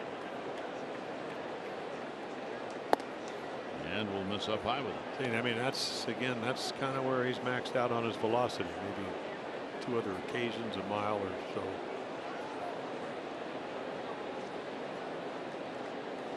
I'm just kind of hoping, if you're a Red Sox fan, or you Dana Lavangi as pitching coach, it's just because of the rust or maybe just kind of backing off a little bit to be ready for the playoffs. But it's not typical.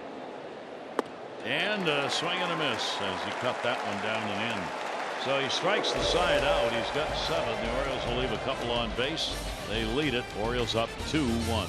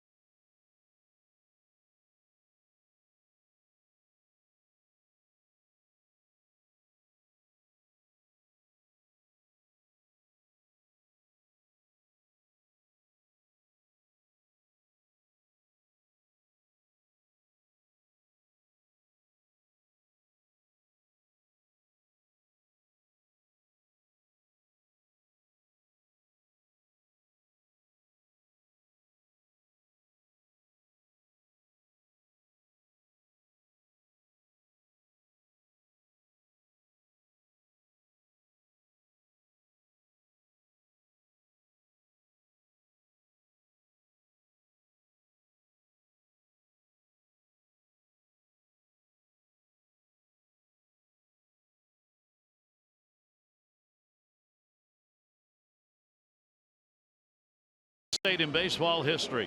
It was 1962. Dave McNally, his major league first start, threw a 3-0 shutout, beat the Kansas City A's. And in '81, Nolan Ryan, first pitcher to throw 5 no-hitters. The Astros beat the Dodgers at the Astrodome 5-0. He would end up, of course, with a couple more to go with that, and would throw 7 in his career. Good friend Jeff Torborg caught 3 of them. Here the Orioles have a 2-1 lead in the ball game, and we go to the 4th inning. Yacobonis has gotten some tough outs. Red Sox have had chances, left the bases loaded in the first, couple on in the 3rd, and he's been able to weather the storm. So Jimmy will work here to Christian Vasquez, Travis, and Lynn. Vasquez grounded out, only a bat he's had.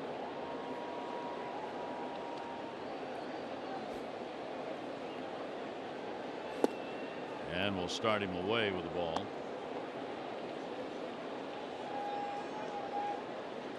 Yacobonis, the 0-1 record against the Red Sox. That was the only number that he has up against them. 1-0 delivery on the way, and a grounded down to 3rd. It'll back up Nunez a little bit. Long throw in time. And our PNC minor league insights. No better time to act than today. PNC make today today. And then Hunter Harvey. Well, that's good news. So tendonitis. And you can see, I mean, you know, very good spring. Looked like he would probably be in the big leagues if he stayed healthy, which he didn't. But dislocated or shoulder problems when he dove out of the way on a ball into the dugout. That's when you're really going bad. And then the ensuing tendonitis had Tommy John, I don't know, 3-4 years ago. So it's not a relapse of that or having to have it done again. Well, welcome to the club if it's tendonitis. The hope for help. Yeah. Health. Sam Travis.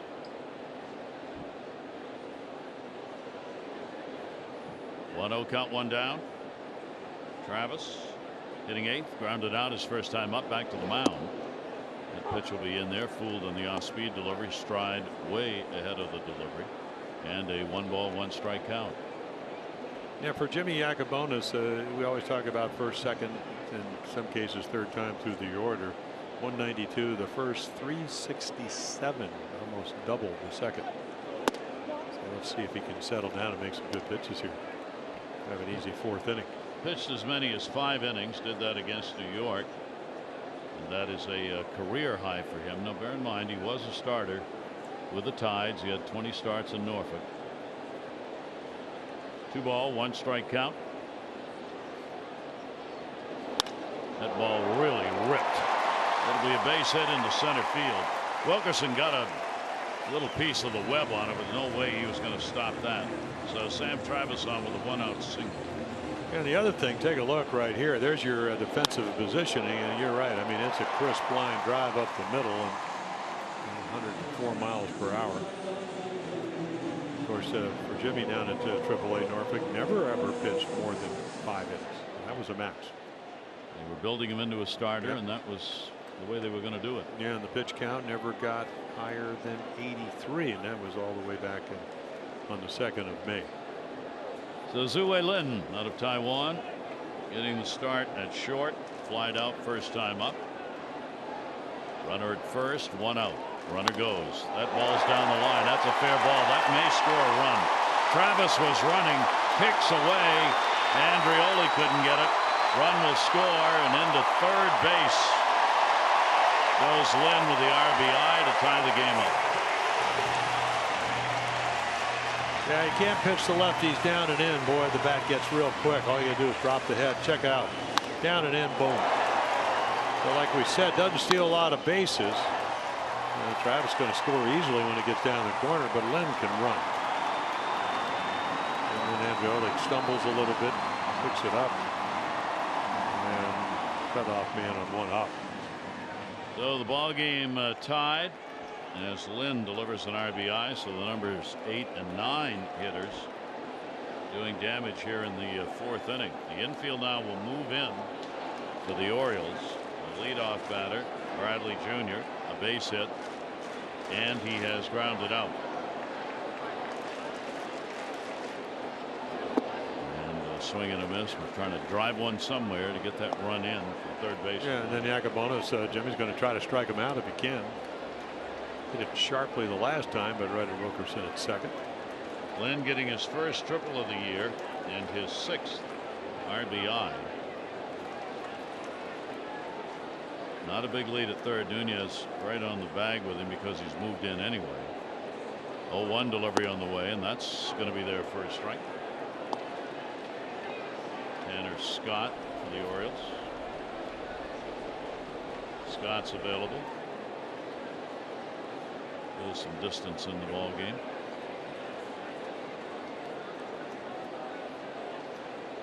0-2 the count.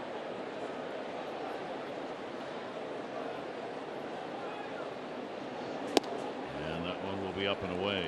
Yeah, tried to go up and in, but just couldn't get it there. Came out of his windup.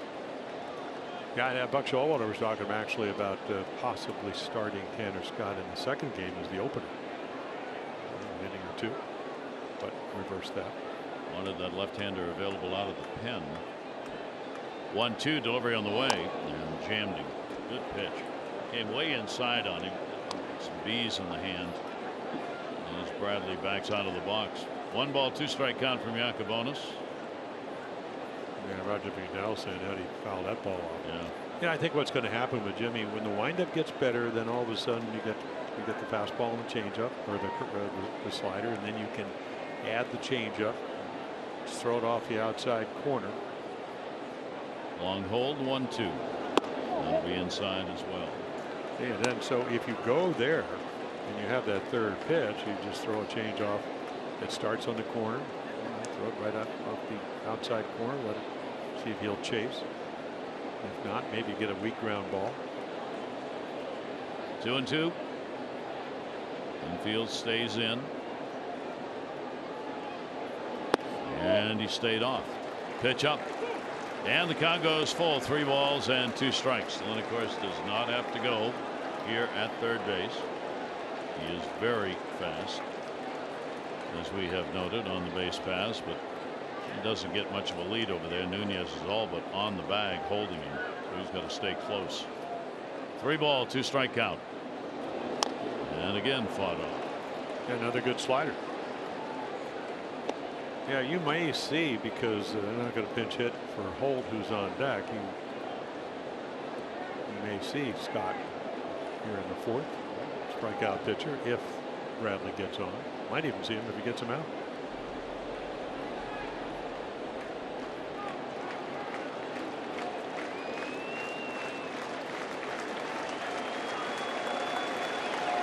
3-2 come again. And he'll foul it back again.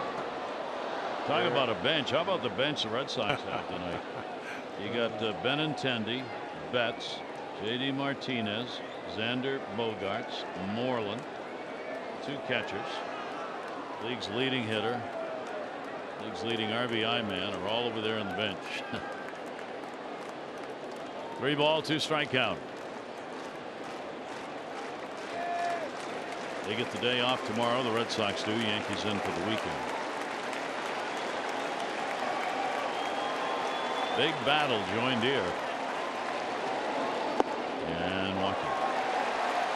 4 walks surrendered by Yacobonis, and that will be it. So Jimmy battling along in this ball game. He will leave with the ball game tied. And the Orioles will go to the matchups. Obviously, Yacobonis wanted more. Tanner Scott will come on with Holt, the left-hander, coming to the plate.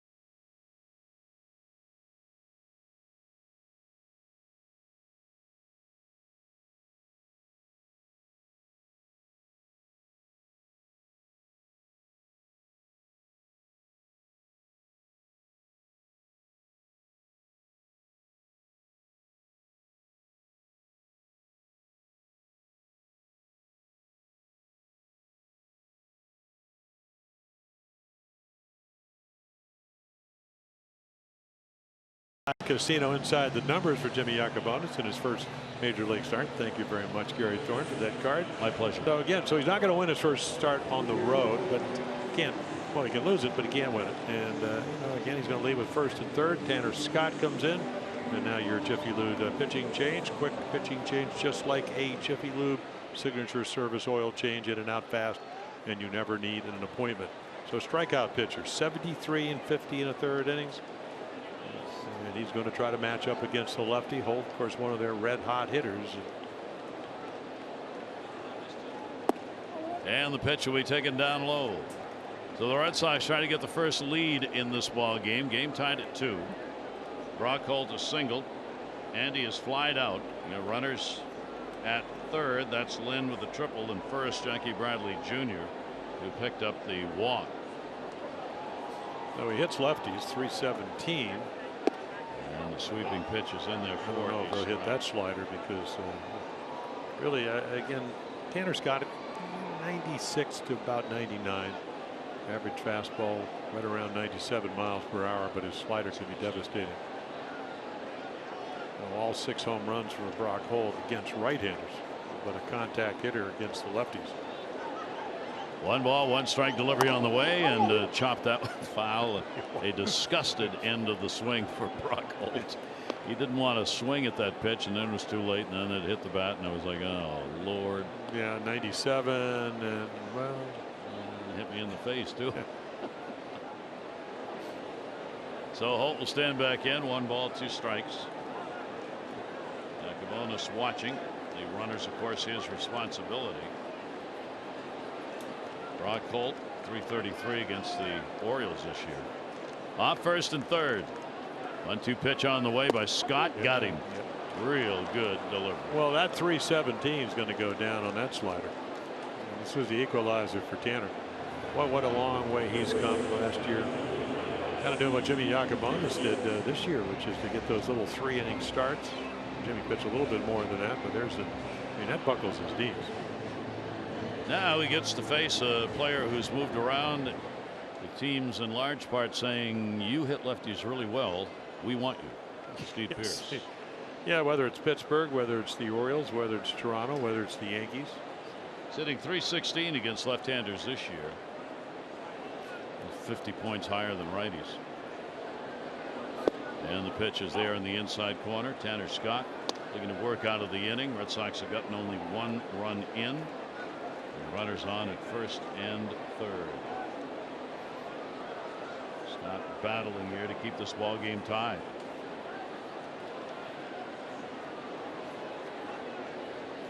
Oh, 1 delivery on the way. That'll be up. Held the bat back. For Scott against the Red Sox, game number 4. 3 runs, 2 hits, 2 1/3 innings. 3 walks, 3 strikeouts for Tanner against the Red Sox this year. Does not have a record against them. 1-1. Ground ball is going to go to short. Big hop. Diarra's got it. Got to go to first base and will get the out. So Yacobonis and Scott able to work their way out. Only a run in on a couple of hits with 2 left on base. 2-2.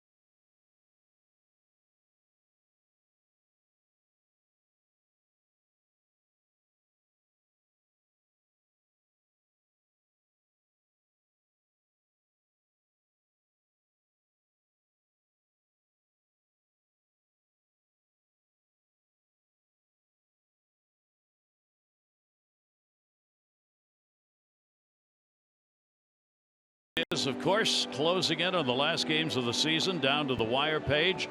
Boston, Cleveland, Houston have won the divisions.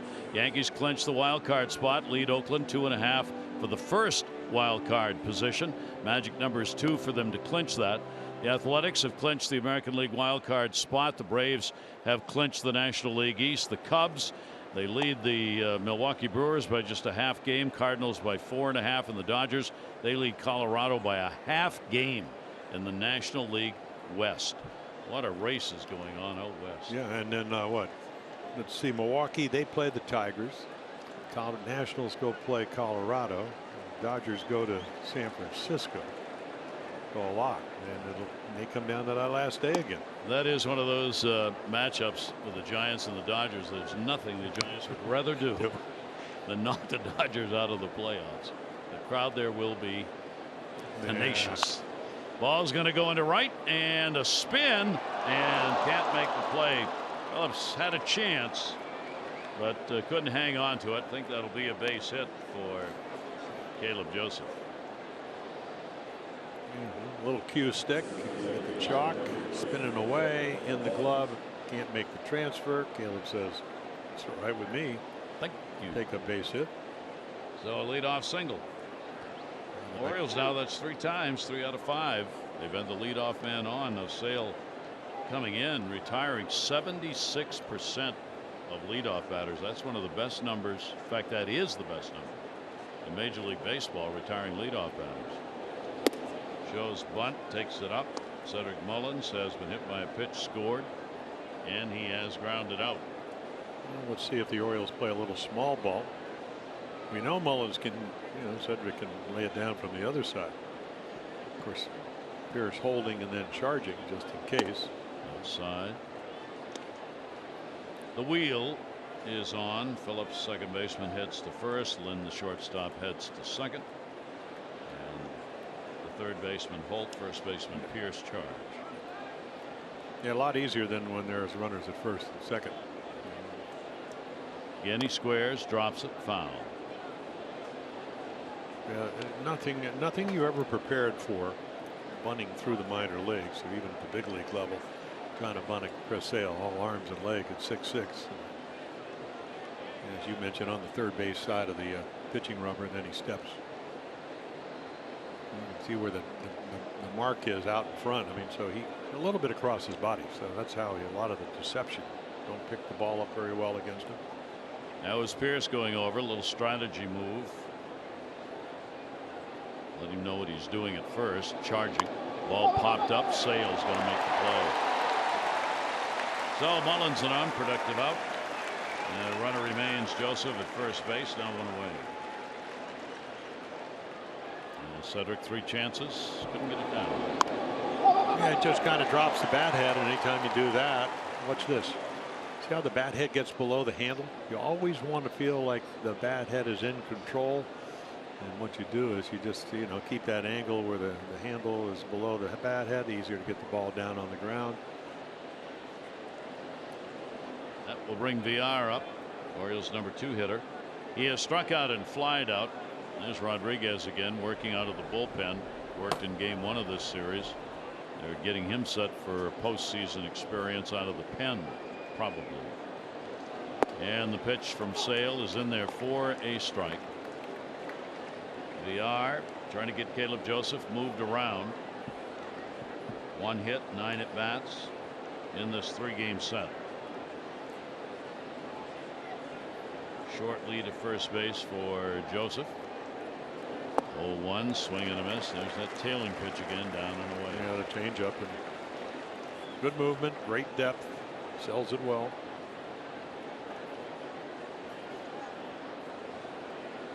Long innings there, the first and fourth. Ball game is tied 2-2. The 0-2 delivery on the way. Inside low.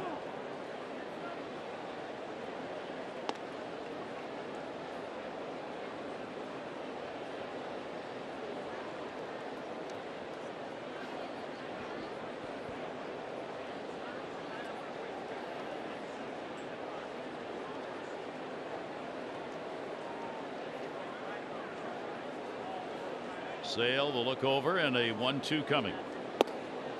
VR will take that one up. So he evens it up, 2 balls and 2 strikes.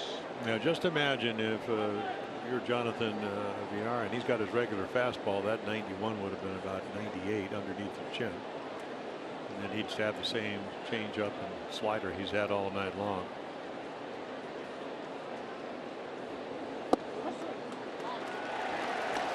There's 94. There's that one he gets a little extra on. And not a happy VR who heads back.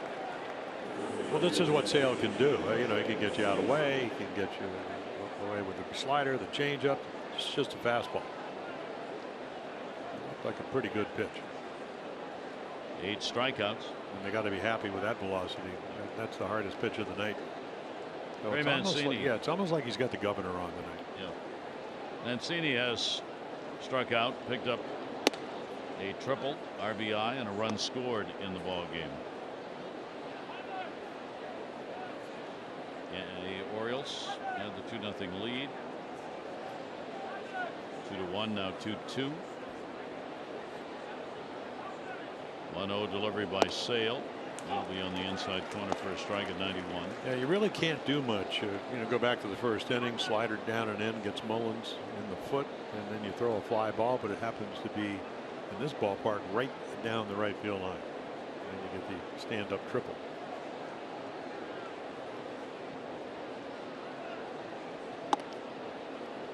Stands him up a little bit on the pitch in. Boston's run, first inning unearned on an error.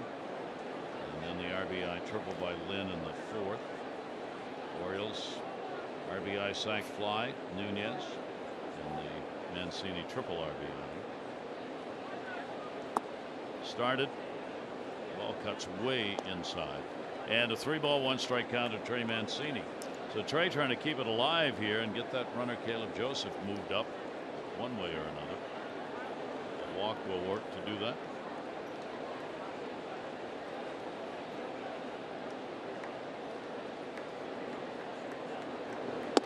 And that's exactly what it'll be. So there is the first walk surrendered by Sale. Keeps the inning going. Runners on at first and second base. Rodriguez is ready in the bullpen.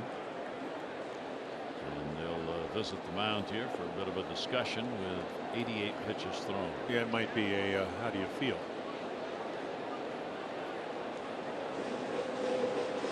You know, Dana Lavanje, the pitching coach, been out in the bullpen, former pro scout for him. He's done pretty much everything in this organization.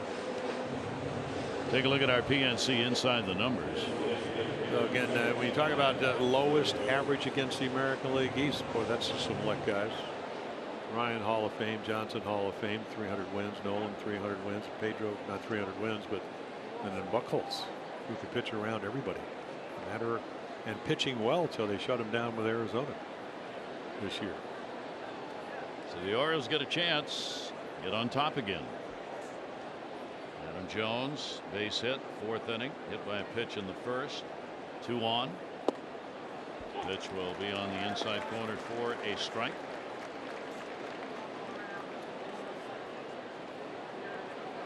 Teams tonight in these situations haven't done anything. Orioles are 0 for 2, runners in scoring position. Boston's 0 for 8. 0-1 count, 2 away. Caleb Joseph is the lead runner out there at second base. Mancini at first, fouled off. A bouncer down the third baseline by Adam. Yeah, the all-star team is sitting on the bench, and those are the guys that are all over 300 runners in scoring position, which is how you hit. I mean, they got to be. You see the numbers after the first game, but what were they? 8 for 15. They came in at 288. They 9 for 16. 9 for 16. So they got to be up almost over 290 as a team for the year. It's an extraordinarily high number. 0-2 count. Defense pretty much straight up on Jones, and up is where Sale went with the pitch. 1-2. Orioles have for the most part laid off those high fastball pitches. When he gets ahead in the count, tries to get a chase on him. The Orioles done a pretty good job not going after those tonight. He does still have 8 strikeouts. 1 and 2. See how far that rings out.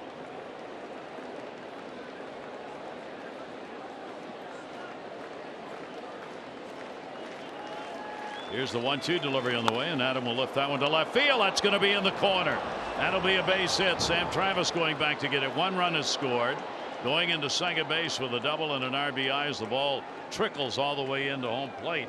The Orioles get back on top. Caleb Joseph scores run number 3, and Adam Jones comes through with a go-ahead RBI. Man, that's going to get Sale out as it's just a little slider that finally stays up. Doesn't get it to the corner.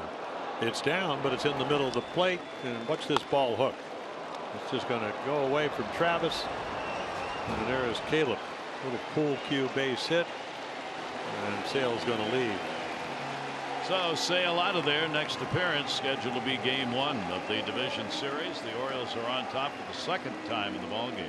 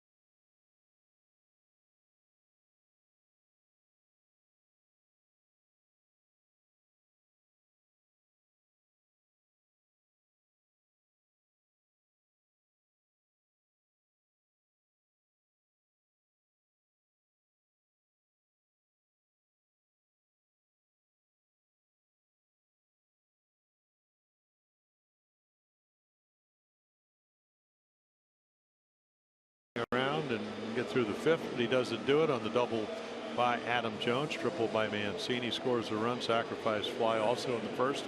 So he will leave. A lot of strikeouts. Eduardo Rodriguez, 91st game, 88 of them as a starting pitcher. And again, he's primarily their starter. We did see him on Monday night. Ivalli started that game, pitched very well, and then Eduardo came in and threw 24 pitches, 1 hit in 2 innings. Rodriguez, that was his first appearance out of the bullpen this year, and only the second bullpen appearance he has made in his major league career. This will be his third. Orioles have runners at second and third, so here's a big at bat. Nunez, RBI sac fly, and he has struck out. Orioles have taken the lead 3-2 on the Adam Jones RBI base hit. Adam gets RBI number 62. There he is at second base with a double. And Eduardo, I mean, we saw him throw a couple pitches at 94, got the cutter, slider, change up, got all the pitches. I mean, he can get you out a lot of different ways. 0-1 delivery on the way. Of course, with the Orioles organization, played as high as Bowie before 2014. He came over to Boston. The Orioles were reluctant to give him up, but the deal had to be made, and they did for Andrew Miller. 1 ball, 1 strike. Moved outside with it and will miss. Count goes to 2-1 on Nunez. Orioles getting the first hit in the ball game with a runner in scoring position. That one by Jones. Yeah, when he did get traded in 2014, he was 3-7 with an ERA a little bit under 5 runs a game, and then he goes to Portland and 3-1, and he gives up, well, 4 runs in 6 starts. That goes to center field. Bradley will come on and make the catch. That'll retire the side, but the Orioles are going to get a go-ahead run on a couple of hits, leaving 2 on. O's up by 1.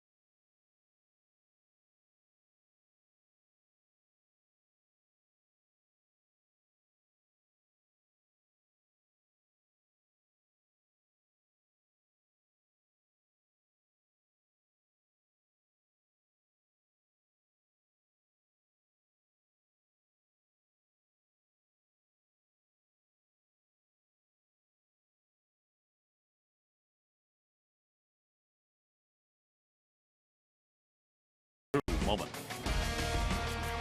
Tanner Scott coming in. Boy, he's been good for the Orioles. You need an out. Runners at first and third. Then you get Pierce, who wears lefties out. Bounces one to shortstop. You're out of the inning. Ball club.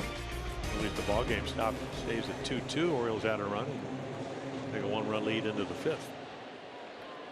So Sale, 3 runs, 4 hits over 4 2/3 innings. Had 1 walk and 8 strikeouts.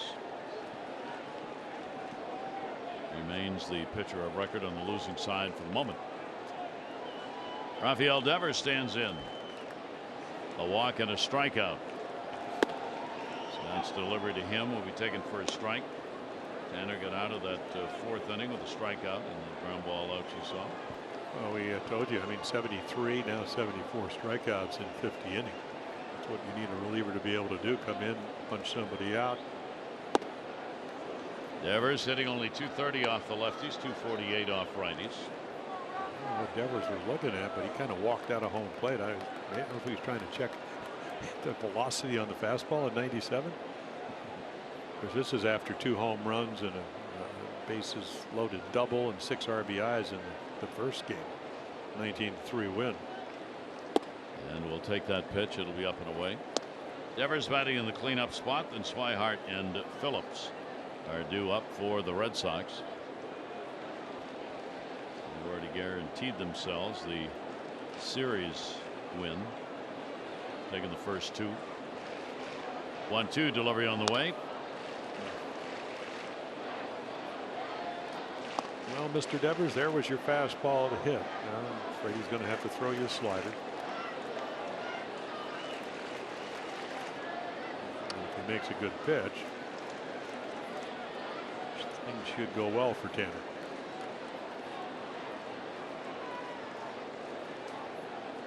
And the 1-2's fouled off. Maybe a good pitch. Yeah. Somehow Devers got the bat on it. Yeah, nice staying alive. Almost running out of the batter's box on that one. Well, he's a big kid at 21, and he can run. I mean, he motors. I mean, I don't mean base stealing type of speed, but he runs every ball out.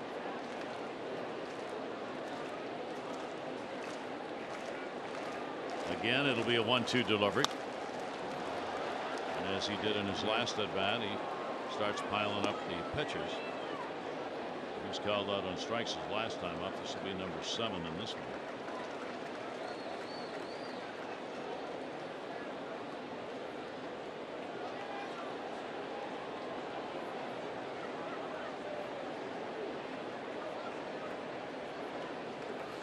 One-two delivery on the way to him in the air, left field, going back towards the green monster, and crash. Going into second base, it will be a double. Joey Rickard out there in left field, kept going, so did the ball. He hit the 10, and the ball did too.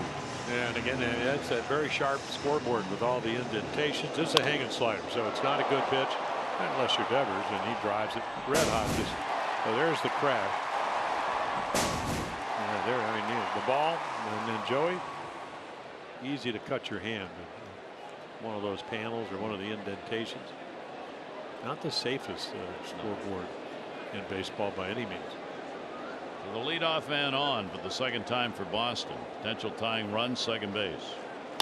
That ball's going to go in the gap, and that'll tie the ball game up. Base hit by Swihart. Throw will come all the way through. Nope, cut off. Sliding in, Devers. Swihart gets the RBI single, and the Red Sox answer immediately. It is 3-3. Yeah, Tanner Scott gets Jimmy Agabonis out of trouble, and this is just fastball up and in. Nice at bat, just dumps it into right center field, and really does everything right. Comes in, hits the cutoff man. Otherwise, you get a chance for Swihart to maybe get in the scoring position. Presents the go-ahead run.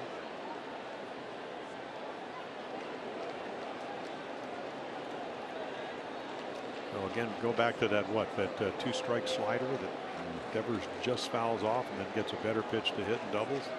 17th RBI for Swihart. Here's Phillips. Brandon Phillips will take the pitch away for a ball. Red Sox out hitting the Orioles now 6-4. And the ball game tied at 3. Xander Bogaerts in the first game had 4 RBIs. He reached the 100 mark and runs batted in on the season. Martinez, of course, 127. Runner goes. Caleb's throw, 1 hopper. Stolen base.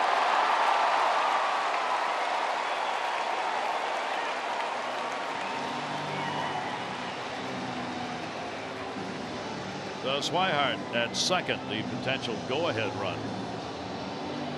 You're getting out in front of the bag. Otherwise, it's going to bounce. Then you got to reach back and get yourself a steal. And a 2-0 count on Brandon Phillips. Swihart 6 stolen base in 7 chances. Phillips 0 for 2. Did reach on an error. And takes a monster cut. League leaders brought to you by Coons. When you're talking cars, you're talking Coons. Well, they're up there with the league leaguers if they're not leading Houston in runners in scoring position by a point or two. They can steal bases. They can hit home runs. They can hit for an average. Slugging percentage, doubles, you name it. 2-1 to Brandon Phillips, and he jammed him. Count goes to 2-2. So Tanner Scott. Work cut out here. Nobody out. Runner on at second base. Phillips to be followed by Vasquez.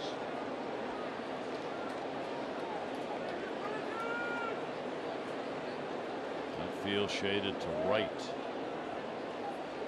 2-2 delivery, went away and got him. So Phillips retired on the strikeout.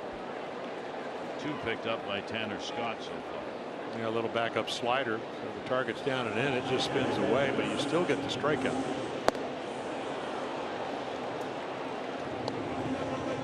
That'll bring Vasquez up. Christian Vasquez 0 for 2 in the ball game. He's about 30 points higher against left-handers. Not a big average anyway. 211. 234 against the lefties. 1 away. And a runner still at second base. Vasquez swings through it.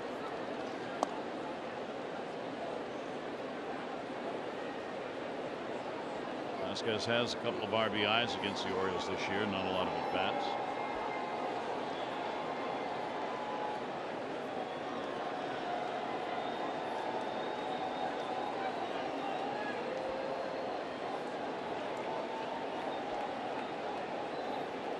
Tanner Scott holding that runner at second.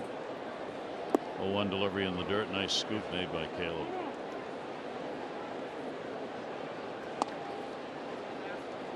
Yeah, heater in the dirt, and once again right on the plate. The big glove with the webbing. Flag it down. Vasquez has dropped from a 290 average last year to the 211 average this year. And he had a lot of at-bats last year. For well over 324. 1-1 delivery on the way, and Vasquez will take the pitch outside. So a seesaw match. Knotted up at 3.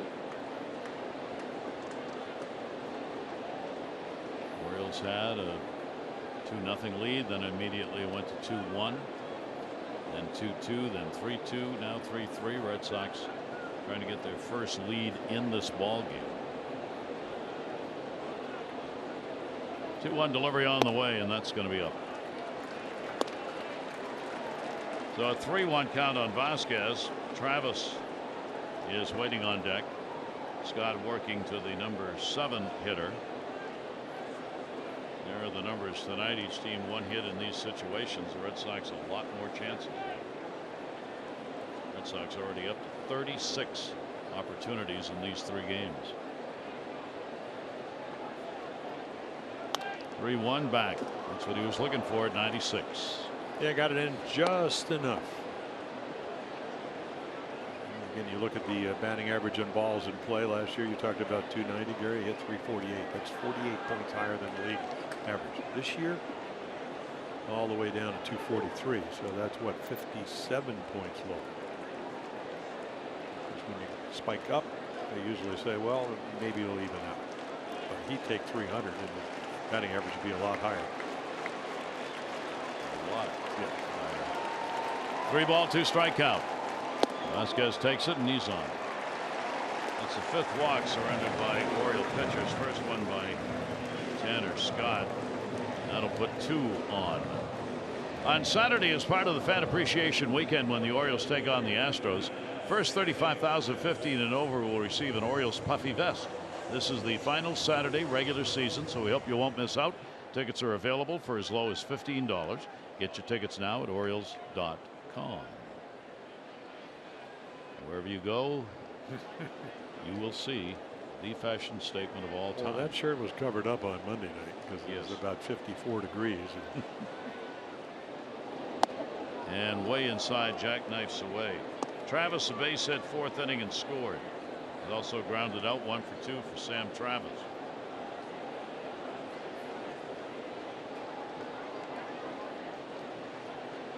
Tanner Scott up to 27 pitches thrown. Coming on in the 4th to get the final 2 outs.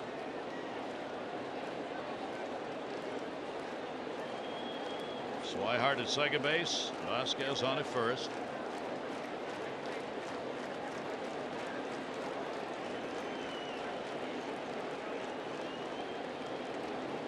1-0 delivery on the way, and that's there for a strike.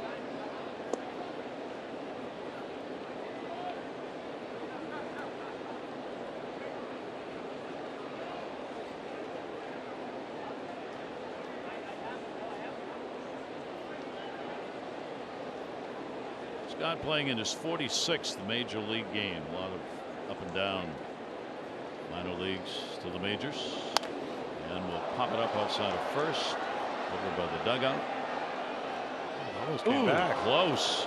That ball blown back by the wind that's blowing out to left. I think if Trey had gone to the left, and of course it's easy for me to say, he might have caught that ball. I mean, again, the wind is really gusting the left field here. So right here, now look to the left. It almost hits, I don't know who that is on the base. See, I mean, it hits the railing. I think you just got a little bit tricked by the wind here, which is very easy because this is the lowest roof in any major league ballpark that I know. Maybe Wrigley would be close. It's hardly blowing at the start of the game, but it's picked up to like it was in game 1 now. It's gusting because about 2 minutes ago it was blowing straight out the left. So the count remains at 1-2 on Sam Travers. Travis 2 on. It is a hitter's win, though. I will tell you that. It is blowing out. Mighty wind. And now it's blown to right field. Well, there is, as you mentioned, some weather in the area. I hope so. No, ominous. No, I mean weather. Yeah. There's no weather. We're dead, literally. 1 ball, 2 strike count. Not a good thought. That's not a good thought. No, it's always good to have the grass below, even not above you. Yeah, the saying up here, it's better to be seen than be viewed.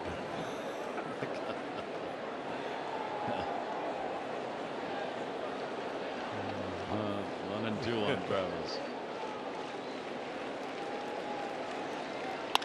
And that ball's going to go to center. Runner will tag at second. Cedric Mullins puts it away. Runner will move up. Swihart goes to third. Travis hit it on the button, but right at him. Staying in first base is Vasquez. More importantly for the Orioles, that's the second out. So now we'll try and get Lynn with runners at first and third, 2 away.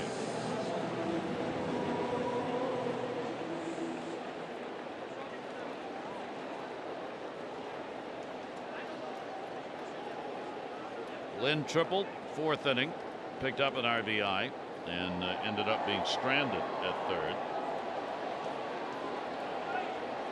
Well, 1 for 12 against lefties. First action with the Red Sox big club was last year, 25 games at 268. Runners off first and third. Lynn all the way to the backstop. The runner can't come, and the runner will go to second. Perfectly fired and no chance to score. Well, you come and take your lead because you know you're getting your initial lead, then you're right here. You can see him right there. He's going to think about going, but it came straight back. But you do get again another runner in scoring position on the wild pitch. So now 2 in scoring position on that wild pitch from Tanner Scott. Well, this turns out to be a big at bat, even bigger now for Lynn. 1-0 delivery on the way. Ground ball down to first base. Trey Mancini's right there. We'll take it to the bag. And the Oriole pitchers have worked out of these jams 2 more left in scoring position. 3-3.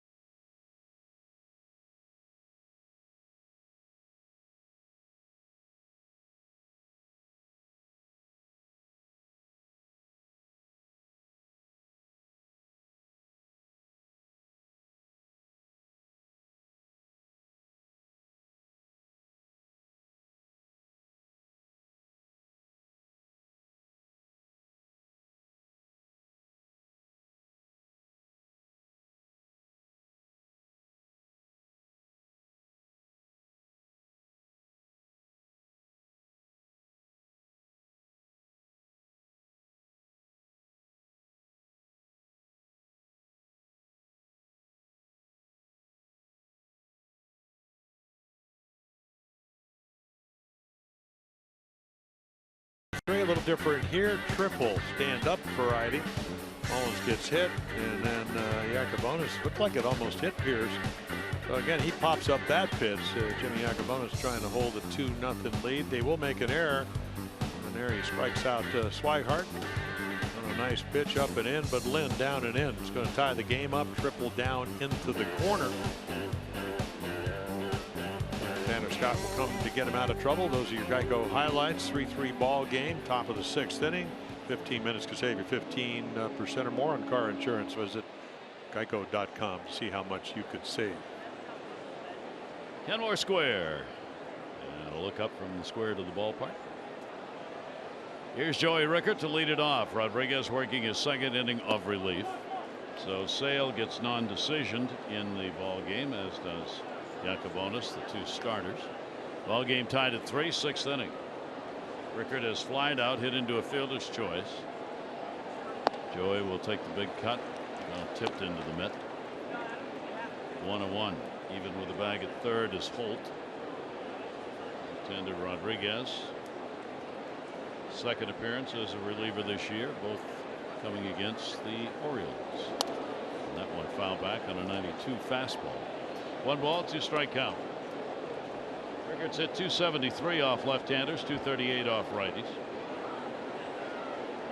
Joey will be followed by Andreoli and Wilkerson due up.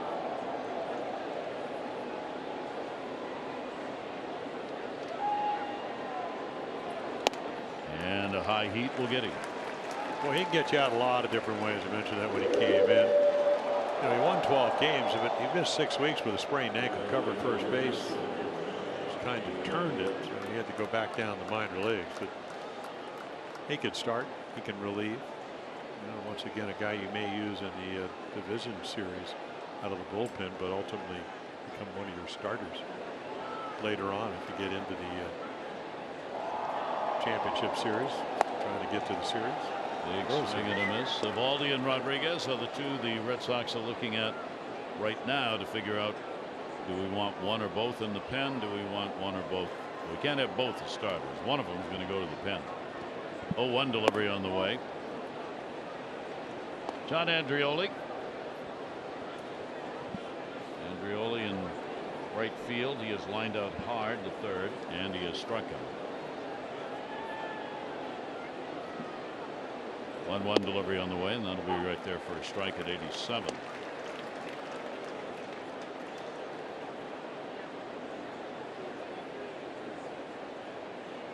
Minor league 267 hitter over some 7 years in the minor leagues for Andreoli. 1-2 pitch to him. Got him.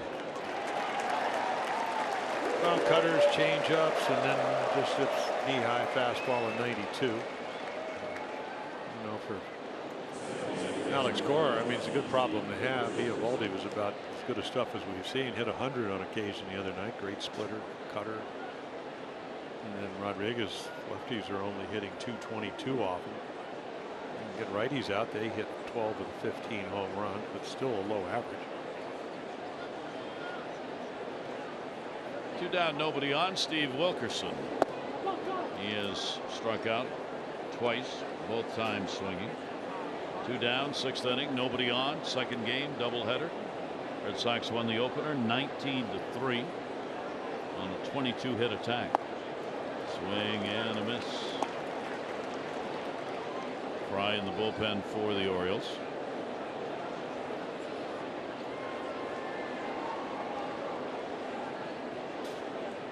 One ball, 1 strike count with 2 down. Got that one by him. Well, he really pitches with different speeds, and I'm not sure if he tries to do that, but it certainly works. Will be 92, goes up the ladder 94. When you sit on that pitch, he'll throw you a changeup with good movement down and in. Looks like they may try to throw a fastball right by him. And they do. Yep. And again, one upstairs. So Rodriguez strikes the side out here in the 6th inning, and it remains a 3-3 game.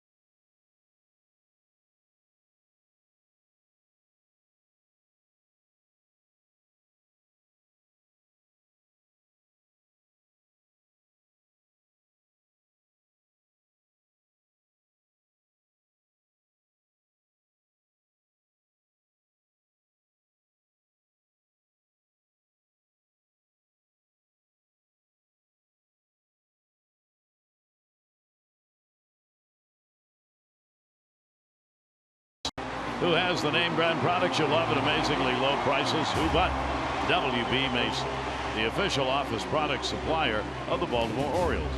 By Johns Hopkins Orthopedics, when you have a setback, they set you up for a comeback. And by Nissan. Choose Nissan today for great offers on their most exciting lineup ever. Shop ChooseNissan.com. Well, Tanner Scott on the longest he has pitched this year, 2 1/3 innings, and that was back on the 5th of August. A couple of 2-inning stints, a couple in April and then one in May. So he'll have a new high if he can get through this inning.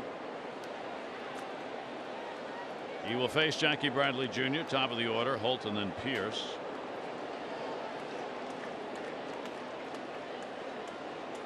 In at third base, Nunez. He does drag it. Well, he tried. Bunted it right back to Tanner Scott for an easy out. Like a present. Take that one. Oriole fans, the day after the Orioles score 5 runs or more, get 50% off regular menu price online orders at papajohns.com with promo code Orioles5. Enjoy the quality pizza you've come to expect from your locally owned and operated Papa John's. That'll bring Holt up, base hit, 1 for 3 in the ball game. Red Sox batting, bottom half of the 6th inning.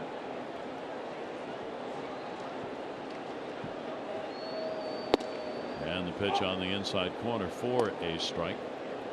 Holt's the first guy that Tanner, the runners at first and third, faced and struck him out. Yankees magic number is 2 to clinch the #1 wild card spot and have that wild card game in New York. They trail Tampa Bay 4-3 6th inning. Oakland, the team that they are in that chase with. Oakland's at Seattle in a later start. 1 ball, 1 strike count. Brock Holt.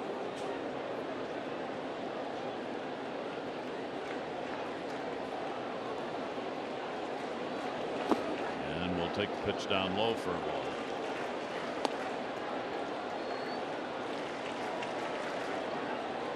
Holt hitting at .274, some power, 6 home runs, 43 RBIs on the year.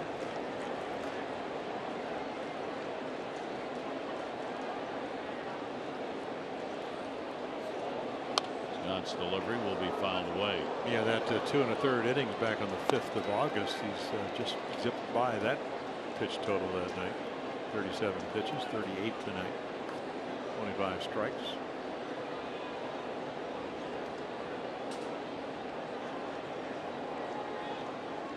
Houston playing at Toronto. Toronto's got a 3-1 over there. The game's over, yeah. 3-1.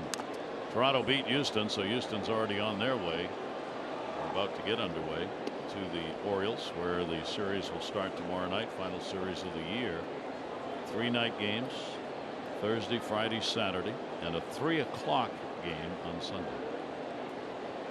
Right, everybody starts at the same time. Same right? time. Western games are 12. Yep. Everything syncs up. Here's the 2-2 delivery on the way, and a little roller. This is going to take a tough play by Nunez. Gloves, and gets him. And a good stretch by Trey Mancini to help. Yeah, your positioning. Where are you initially playing? And for Renato, yeah, that's a big part of playing third base. Of course, I never thought much about it when Brooks played and won 16 straight Gold Gloves, but he's in on the grass, so all he has to do is catch it. No problem. And there's the stretch you talked about. 2 down. That's what he was talked about in the interview he did this afternoon. Showed you before the game. #1 thing I had to learn this year, improve on, catching the ball. That may sound rather obvious, but what he was saying was there were other things I was worried about before that. Getting into position, moving around. He said I had to realize I got to get it before I do anything. Well, it tells you, though, as the Orioles move over, what did he also say? He said that those were things I never got taught until I came over here. Isn't that unimaginable? Now, if you ask Jonathan Scope, who came up through the minor leagues with Bobby Dickerson, what would he say? Well, I never knew how to play second base until, and even shortstop, until I ran into Bobby Dickerson in the minor leagues. Ask Manny Machado. I didn't have any idea how to play. Taught Manny how to make the move. So as you move forward, you better, if Bobby Dickerson's not being back, you better get somebody that good. And I'm not sure you're really going to find him. What we hear throughout Major League Baseball is the same thing. Bobby has to deal with. For whatever reason, the basics of baseball are not being taught at the minor league level. They just aren't. Some say it's because you don't pay people down there enough, the coaches. Others say the players don't listen anyway. Literally. Well, they're better off. Swing and a miss. He got it. We'll talk about it, but don't you think if you want to get to the big thing, you might want to listen to the minors? Well, if you made enough money so you can retire before you ever played a major league game, do you really need to worry about it? Brought to you by Ram Trucks, our Dulux. Experience the power and toughness of Ram at your local dealer. Or log on to ramtrucks.com to get to work. Guts, glory. Ram.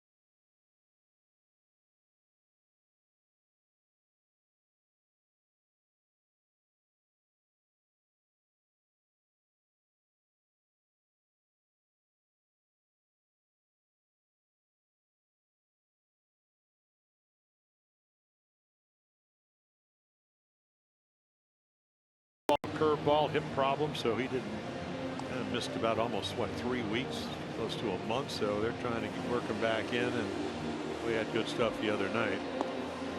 But that's, you can see the low averages, righties. I mean, almost dominates him. Keeps the ball most of the time in the ballpark. So Barnes, in a tie ball game, will pitch here in the 7th inning. Orioles have the 3 runs, 4 hits, an error. The Red Sox 3 runs, 6 hits, and an error. One of the Boston runs is unearned that came in the 1st inning. Barnes will be working to Caleb Joseph, the Orioles' number 9 hitter. Yeah, only 8 pitches to have the inning. He's got a double play ball after giving up a hit on Monday night. But he's got a power arm. I mean, it's going to be 95 to 97 curveball because he's a tall guy, right off the table at the Yacker. Caleb 1 for 1 against Barnes. Rodriguez worked an inning in the 3rd. Gave up nothing and had 3 strikeouts. 1-0 pitch on the way, and that will catch the outside corner for a strike. Bullpen ball game. Bonus. Orioles starter, 3 1/3, 2 runs, 1 earned, 4 hits, non-decision. Same for Chris Sale. 3 runs, 4 hits, 4 2/3. 1 ball, 1 strike delivery. Caleb on a check swing. Did he go? They go to first. No. Ooh, he didn't. Able to hold the bat back. Mike Winters down at first. This is what he's looking at right here. Not even close. Caleb got a base hit. Scored in the 5th inning. Led off the inning with that single. Barnes 2-1. Caleb rifles that one to right field. They were playing shallow, going back near the warning track. That's going to be over the head of Swihart. Caleb's on his way to second base, and he's got a stand-up double as he belts one deep to right field, and the Orioles lead-off man on again. Yeah, no, I mean the wind's still lightly blowing out, not like it was before, but you're right. He's looking fastball, gets fastball right down the middle, and then, of course, normally you would go, what would Mookie do? Swihart, who plays all over the place, can do it all. I mean, can't get to it, not even close. So there's your potential go-ahead run. And the 4th inning, the Orioles have been able to get the leadoff man on base. So that will bring Mullins up and Holt and Pierce in at third and first. Mullins gets the bat from his better side here. Does bunt, pushes. It will roll foul. Well, he tried to bunt earlier and popped it up. And after the single by Caleb, soft single to right field, wanted it right in the air to sail. This time a little bit better job, but the other one was from the right hand side of the plate. So Caleb Joseph heads back to second base with an 0-1 count on Cedric Mullins. Mullins and VR due up. See first and third continue to move in. If not an RBI in this at bat, then get the runner moved to third. A one delivery, not showing bunt, and the pitch will be up high from Barnes. Well, you certainly got him playing where you want him, as you mentioned. Pierce on the 3 steps in front of first base at first, and the Holt down at third, so all kinds of holes. Barnes has been a strikeout pitcher this year, almost 14 strikeouts average per 9 innings. He'd like to get one here. 1-1 delivery on the way. That one bounces. There goes Caleb, and he's going to get third. So Caleb Joseph able to move up. Vasquez couldn't find it. It hadn't gone that far away. Caleb took off immediately. Well, you can see the lead, and right the minute the ball bounces, I mean, the play's right in front of him, and also it doesn't bounce behind him. It goes off to the right, so good perspective from second base. Now Bobby Dickerson telling Caleb, okay, what are we doing? Infield in. 2 ball, 1 strike count. Mullins will take the pitch away. We've had 5 wild pitches now in this ball game. Acabonis had 1. Scott had 1. Sale ended up And a couple of hit batters, and Barnes now a wild pitch. And you're right about, I mean, the last 3 years, in fact, the last 4 years, the strikeouts have gone from 8 to 9 to 10 to 13 per 9 innings. Shot foul. As we said, you really get in touch with if you hang out in maybe the training room, and Darren O'Day before he got traded to Austin or to Atlanta, talking about it doesn't matter if you know what he tops out at 88, the ability to strike people out when you come out of the pen. And that's what Barnes has been able to do over the last 4 years for the Red Sox. Infield stays in. 3-2 delivery on the way. And another one fouled off at the plate. Tag. Did he hit it? Yeah, I don't think he did, but he said it was a foul ball. The only guy that matters is the home plate umpire. And no argument from Vasquez. Yep, you can see it. Did get the top of the ball, and Vasquez picks it up and tags it. 3 ball, 2 strike count. 7th pitch of the at bat coming. Infield is really drawn in. Caleb not a fast runner off third base. And Mullins not going to make contact. Well, there you go. That's how you strike him out. I mean, you can throw 97, but you got this curveball that drops off the table. Just imagine a curveball going off the table and just drops over the edge, straight down. And that will bring VR to the plate. Jonathan VR, the infield will stay in. Might you actually, well, I haven't seen a squeeze play by the Orioles in eons. Don't know if Caleb's fast enough for that, but VR may be a good enough bunter to do that. Well, Barnes from the stretch position, you can get a fairly big lead, probably another step or 2. VR will take the pitch away for a ball. Ball game is tied 3-3. We're in the 7th inning.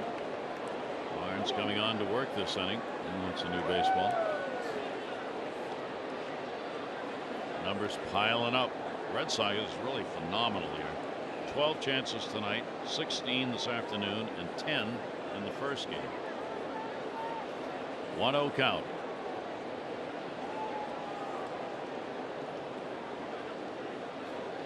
Runner off third. VR will take it up high. So 2-0 from Barnes.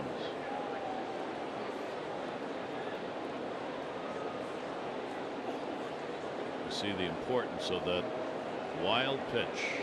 Oh yeah, huge. Moving that runner up, forcing all kinds of differentials in the game, including the drawn in infield.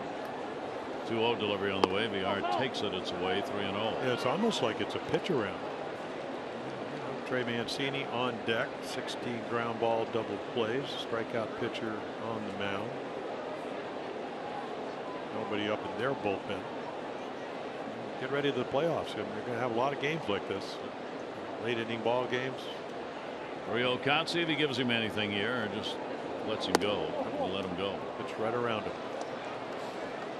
So Barnes surrenders the walk, setting up the potential double play. And remember, there's only one down for every Orioles walk. Care First Blue Cross Blue Shield contributes $50 supporting the Leukemia and Lymphoma Society Like the Night Walk. Orioles have drawn 410 walks, total of $20,500. Care First encourages each of us to take that first step towards a healthier and more active lifestyle. So big at bat again. Not a lot of them in this game because it's been so tight. Trey Mancini. Mancini with a walk, a strikeout, and an RBI triple and a run scored. First and third, one out. Barnes delivery, foul. Well, there's 99.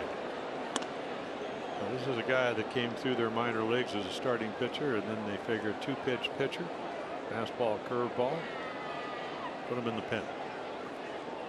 And he just got to 99.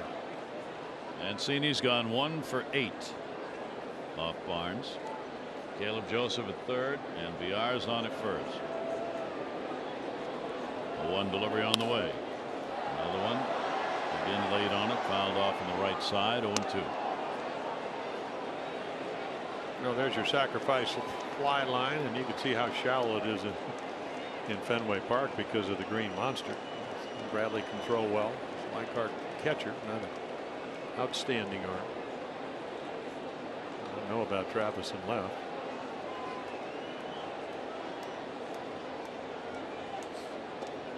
Yeah, the other thing, I mean, usually VR, he wouldn't even still be at first the way he can run.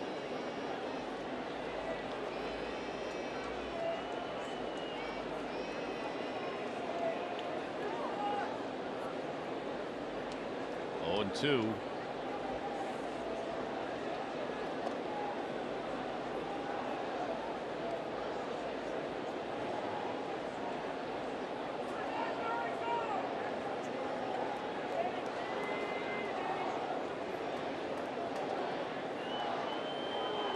Villar 32 out of 37 stolen bases. Now he's extended his lead. There he goes. Big jump. No throw. Well, takes you out of the double play situation. So Villar safe at second base. 2 in scoring position. 1 and 2 the count on Mancini. Well, the infield once again will come in. Surprised they didn't try a little harder to hold Barnes, to hold Villar. I just figure, it's the time when you're 6'4", almost 6'5"-ish. Takes you a little bit longer to get rid of the ball. 1 ball, 2 strike count. Infield in, except at third. Mancini right up the middle. He's got a base hit. That's going to be good for 2 RBIs. Trey Mancini comes through. A 2 RBI single, and the Orioles have a 5-3 lead. Yeah, Barnes didn't pitch for about 3 weeks because he gave up 2 and 4 runs the end of August, so he had a back strain. Fourth drive of the game. Yeah, right here it is. And again, because the stolen base, not to mention the leadoff double by Caleb, they have to come in. Otherwise, it possibly could have been a double play ball. Area deal local Ford dealers. Great savings on cars, trucks, and SUVs. But instead, a couple of RBIs. And for Trey, I mean, boy, he has just trudged through this year trying to drive in runs after hitting 342 with runners in scoring position last year. 1 down, runner at first base. Swing and a miss by Adam Jones. Trey Mancini, a 3 RBI ball game. He is up to 57 on the year now for Trey. And the Orioles get back on top by 2. That has been the biggest lead of the ball game. 2 runs, second time the Orioles have had it. Jones has already had a 2-hit ball game, also hit by a pitch outside, moving with it. Vasquez to hold the runner. That was textbook as far as blocking a ball.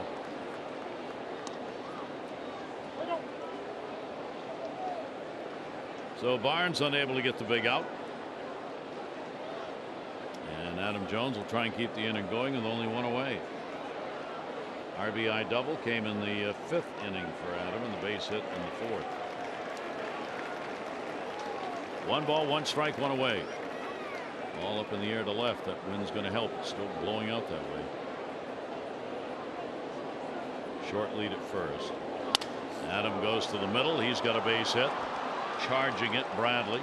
That'll hold the runner at second base, and a 3-hit ball game for Adam Jones. Mancini goes to second, and the Orioles getting to Barnes.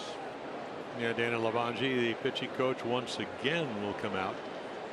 He's going to give up whoever is getting loose a chance to get loose out in their bullpen.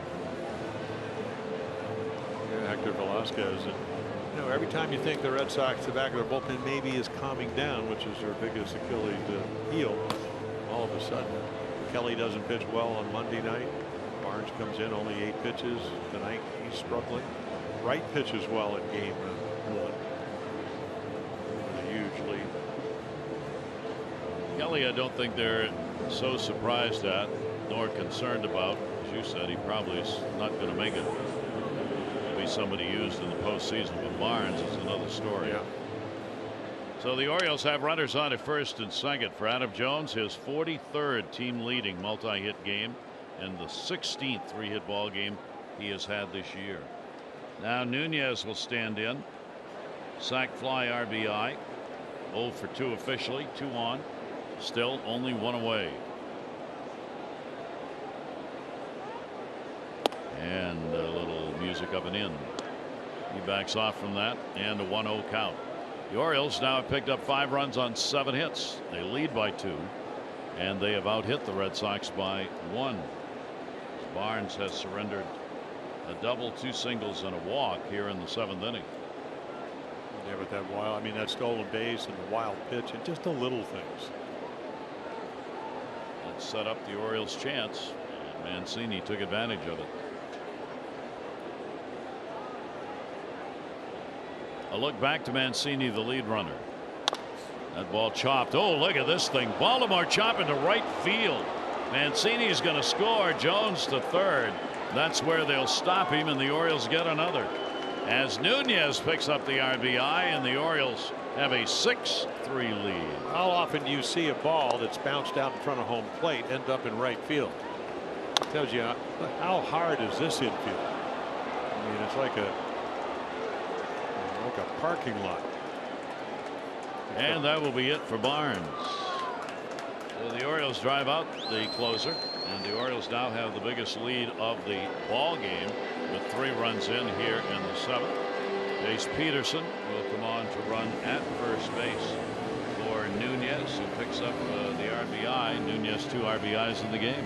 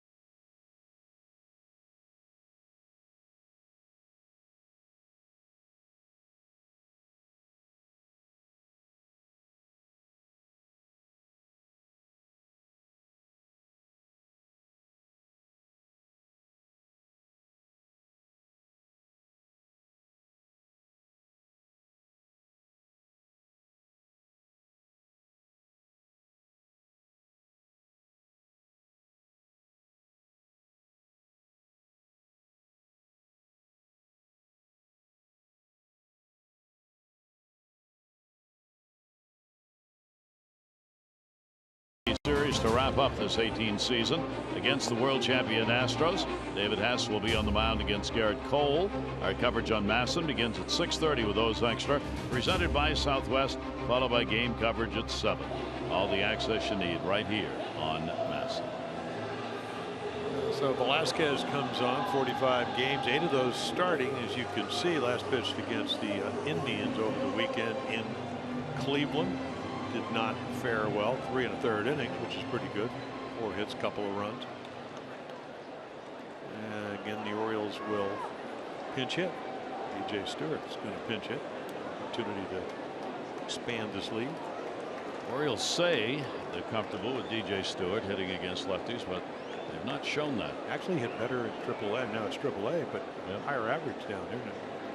Power numbers went down against the lefties. First and third, and the pitch will be taken for a strike on the outside corner from Velasquez. So the Orioles with 3 runs in here in the 7th inning. Adam Jones on at third base. Nunez pinch run for at first base. Peterson trying to add to it. 0-1 delivery on the way, and that'll be way inside. Stewart jackknifes away. And Velasquez out of Mexico, turned 30 in November. So we've seen DJ Stewart. You know, I tell you what, throw him a changeup. Strada did it, hit off the foul pole. I think a curveball. Robertson did it in New York, hit a 2-run home run. Canley threw a changeup, double off the wall. And there is a changeup, and it's a good one. Stewart 0 for 3 in the series against the Red Sox, coming off the bench as a pinch hitter in these games. And a 1-ball 2-strike count on DJ Stewart. Runners first and third. Infield backed up. Of course, they're looking for a double play ground ball. Velasquez on for Barnes, already charged with 3 runs, responsible for the base runners. And way off the mark on the throw over to Pierce. Well, he's undefeated out of the bullpen, 5-0 with the 2.75 ERA, and that's in 37 games. ERA goes up when he starts. 5 of his starts. I mean, his ERA is over 5 runs a game as he started. Velasquez, a win over the Orioles this year. He's appeared twice as a starter against the Orioles. This is the 5th game. 4 runs, 11 hits, and 11 innings is what Velasquez has surrendered against the Orioles this season. 2-ball, 2-strike count, 1 down. Runners on first and third. Orioles making some noise offensively. Runner goes. No throw made. And another stolen base. Jace Peterson. Now the Orioles keep doing this and keep forcing the Red Sox infield in. Well, as we say, he runs well for a pitcher. He had to come in that 19-3 game and actually pitch at the bottom of the 8th inning. 4 runs and 6 hits. Peterson now 13 out of 16 in stolen bases. And again, 2 in scoring position. Infield in, swing and a miss by Stewart. Yeah, again, I mean, that's a really good changeup. This isn't a hanger. This is a changeup. Starts on the outside corner and just floats away. Great arm speed. DJ can't make contact. So at 2 down, the infield can back up, and John Angioli will stand in. He is lined up and struck out twice. Second and third for the Orioles, 2 down. 3 runs, 7th. This put the Orioles up 6-3. Angioli will take the pitch inside and up.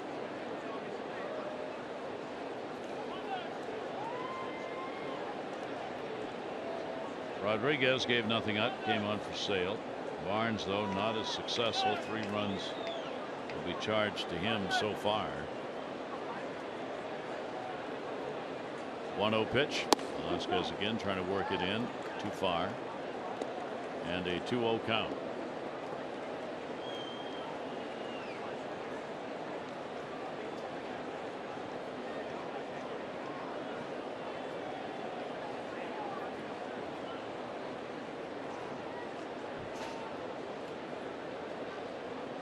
Should get one to hit right here. And a swing and a miss. Not from this kid, out of Mexico. They're off speed. Yeah. I don't think there's ever, we talk, you mentioned it all the time. There is no such thing as a fastball count anymore. Now starter down in Mexico. 143 games as a starter. AAA with Pawtucket last year, 8-4. 2-1 delivery on the way. Souvenir down the right field side. So Andreoli with the runners going back, even on the count, 2 balls, 2 strikes.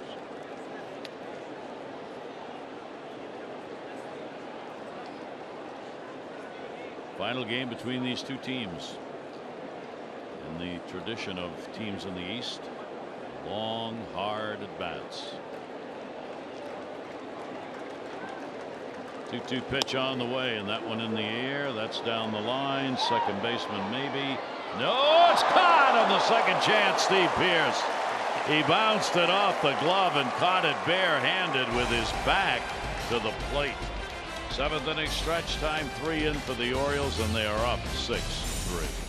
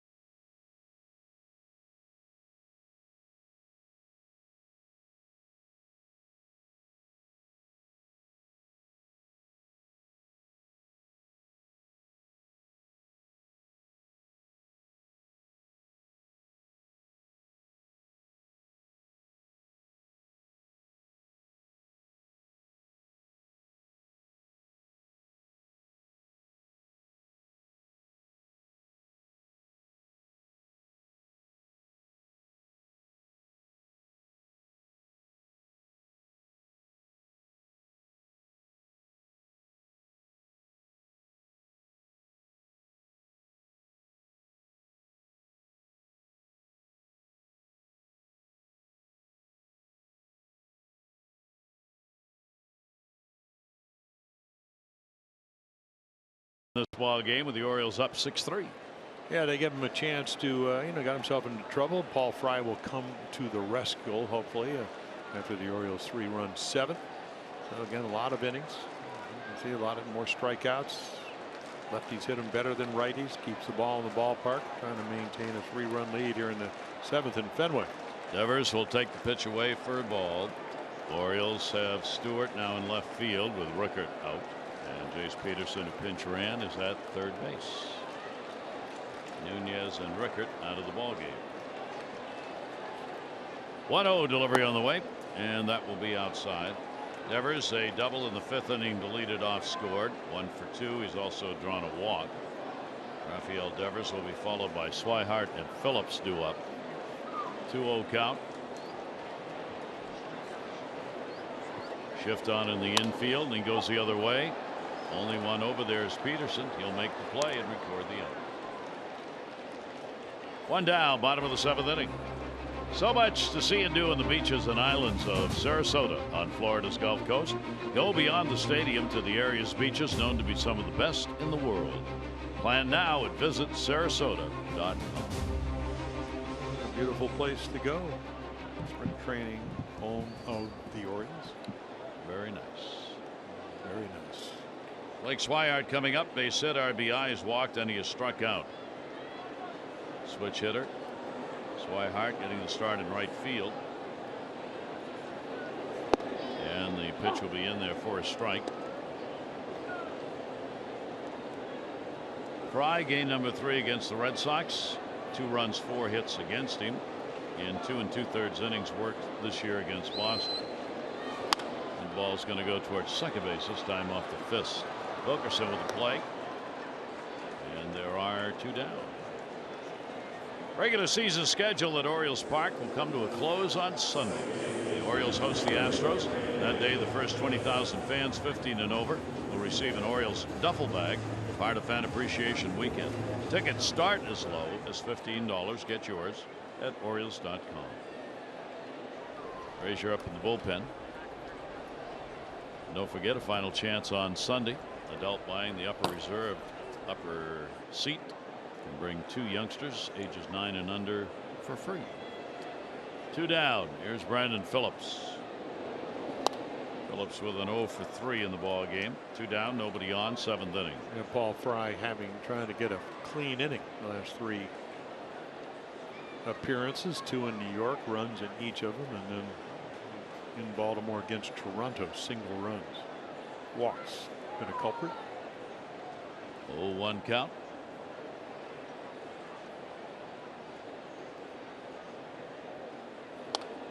And off the end of the bat and foul. So he gets ahead of him, 0-2. Orioles about hit the Red Sox 8-6 in this ball game after being out hit 22-8 in the first game. Trying to get a split of this doubleheader. Orioles this year, their record in doubleheaders, 2-6 coming in to today. 0-2 delivery on the way, and Phillips fouls it right straight back. Yeah, I was looking at the number for Brandon Phillips, and he actually had a pretty good year with Atlanta last year. But at age, what, 36, trying to go younger. I mean, it's 291 with some home runs.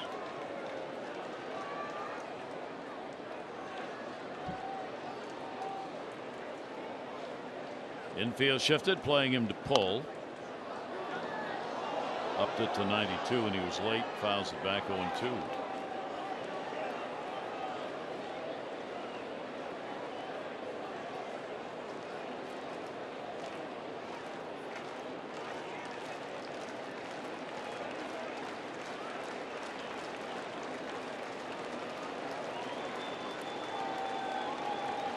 Oh, 2 delivery again, jammed him. Did he go? No.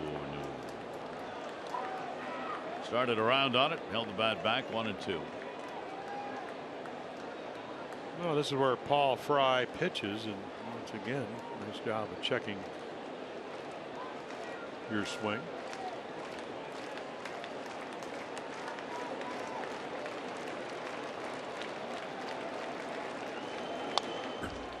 He keeps fighting him off here on this 1-2 count. Fouls another one back into the screen. Not getting lined up very well with it, just enough to keep the at-bat going. Brandon Phillips, 1-2, 2 down, nobody on.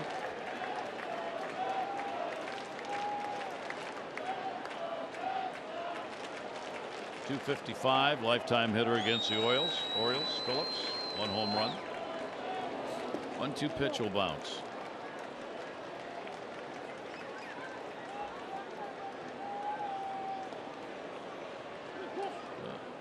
Count at 2-2. Fry will be throwing his 8th pitch of this at bat.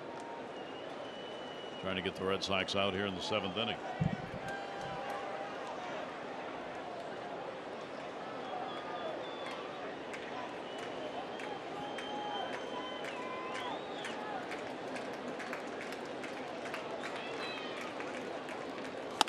That'll go to short. PR will make the throw and record the out. Good job. Fry comes on, retires the side in order. 7 complete here at Fenway, and the Orioles up by 3.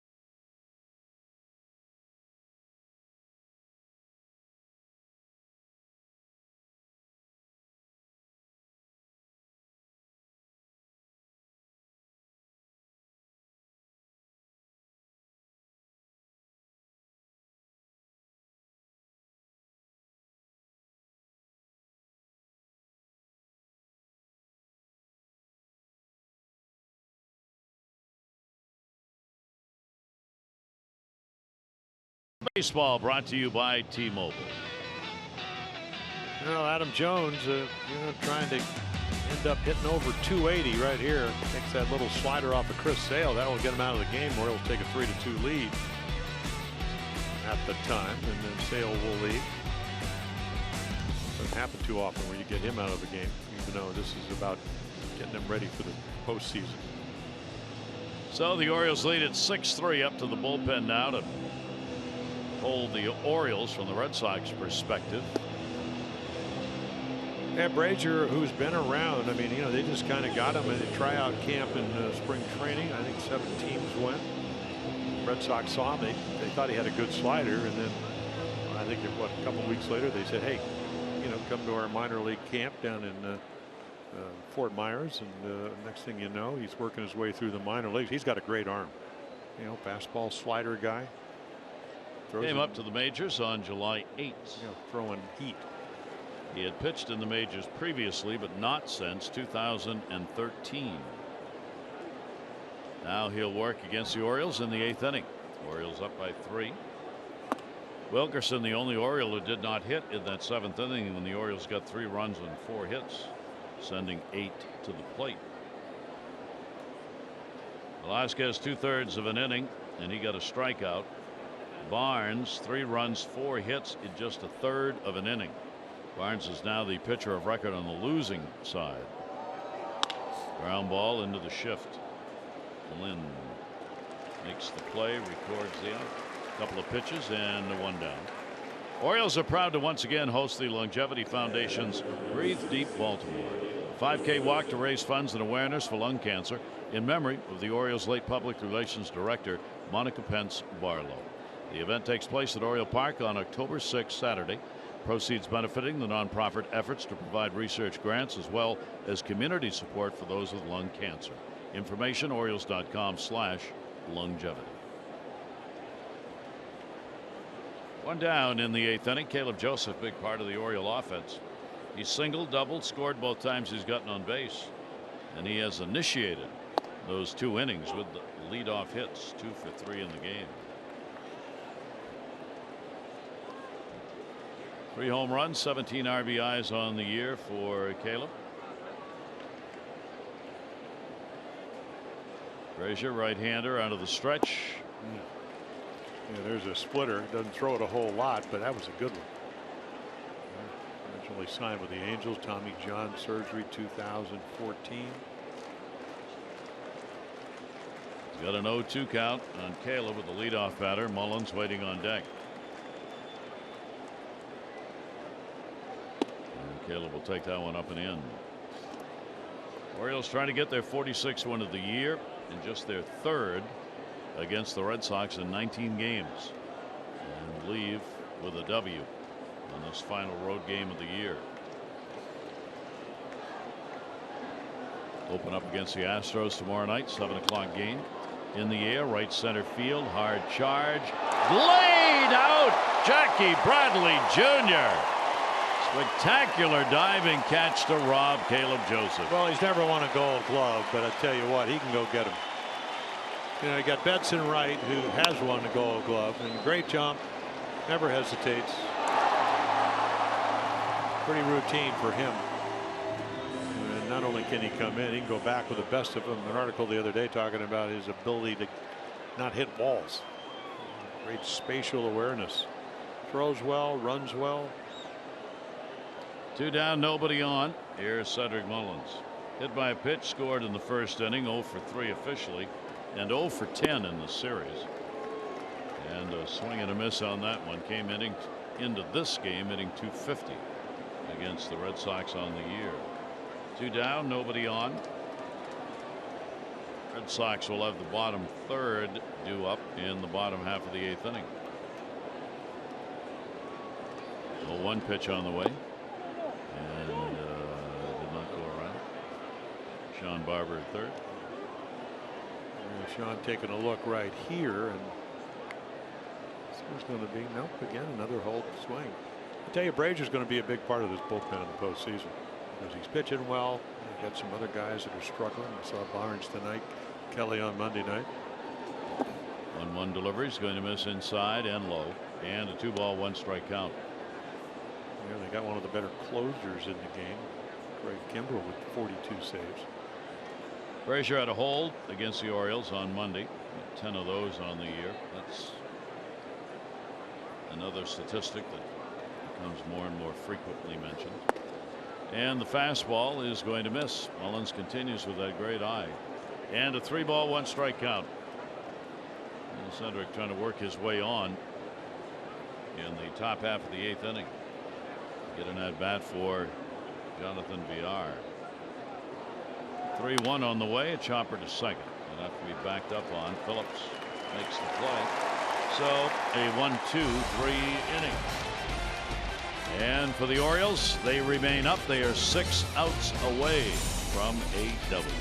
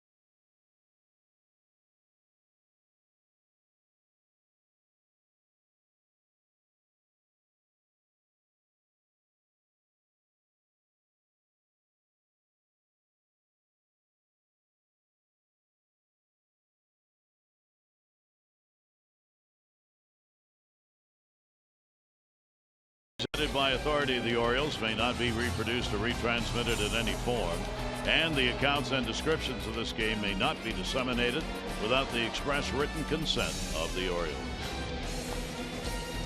6-3 lead. Orioles on top as we go to the bottom half of the 8th inning. Paul Fry will stay out on the mound for the Orioles. 1-2-3 inning in the 7th. Bottom 3rd, Vasquez, Travis, and Lynn. Tell you how the game has changed. Caleb Joseph, catcher always throws down to second base. The ball bounced on the grass, and Wilkerson threw it to VR. A little great green mark on it, which you would like if you were pitching. Threw it right out of the game. Get another one, Paul. They don't even throw it to the pitcher. No, they didn't. I mean, the pitchers don't throw it to the catcher anymore either. They just throw balls out as they. Well, Matt Barnes did that. 1-0 count. Here's Vasquez. Vasquez a walk and a couple of ground ball outs in the game. Up the middle, right into the shift. Played by Wilkerson. Long throw gets it. And 1 away. Enhance your next game day experience with the MLB Ballpark app. Access and manage your tickets, enjoy check-in offers, exclusive content, and much more. Download the MLB Ballpark app today. Craig Kimbrell needing some work up in the bullpen. Yeah, there's a closer. You want to look at a number. I mean, we'll see him. And the last 38 hitters he's faced have gotten 2 hits. And that's since August. Travis has the base hit. He's 1 for 3. And the pitch will be taken for a strike on the inside corner. Sam Travis right at the Mendoza line at 200. So Alex Cora not going to his bench with all those highly offensive players who didn't start tonight. It goes to third. Peterson's throw gets stretched in another fine play by Mancini. Yeah, he could throw up some heavy artillery, but I just don't think at this point he want to do anything other than get ready for the playoffs. He's been sitting around for 7, 8 innings. guys aren't used to coming off the bench because they're playing every day. Talking about Betts and Bogarts and Martinez, you name it. 2 down, nobody on. That'll bring up Lynn. Lynn had an RBI triple in the 4th inning. He's 1 for 3. Couple of hits, 5 at bats in this 3-game set. And he will take the pitch on the outside corner for a strike from Fry. Tanner Scott's got a chance to be the winner in this ball game for the Orioles. 0-1 the count on Lynn.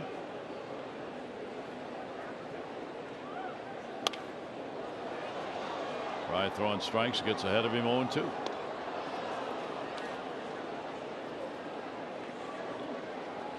David Hess will open it up for the Orioles tomorrow night. Game 1 of 4, the final 4 of the year. We'll go against Garrett Cole. 6:30 O's extra, 7 o'clock for the ball game on Masson. 0-2 delivery on the way, and that'll be outside. David, who acquitted himself pitching up in Yankee Stadium for the first time, so he'll get a chance to face the mighty Astros, who are healthy. They did lose tonight. They too getting ready for the playoffs. Line shot center field. Look at that ball. Stayed right up, head high, and Mullins is there to put it away. Fry's retired. All 6 batters face. 6-3 Orioles.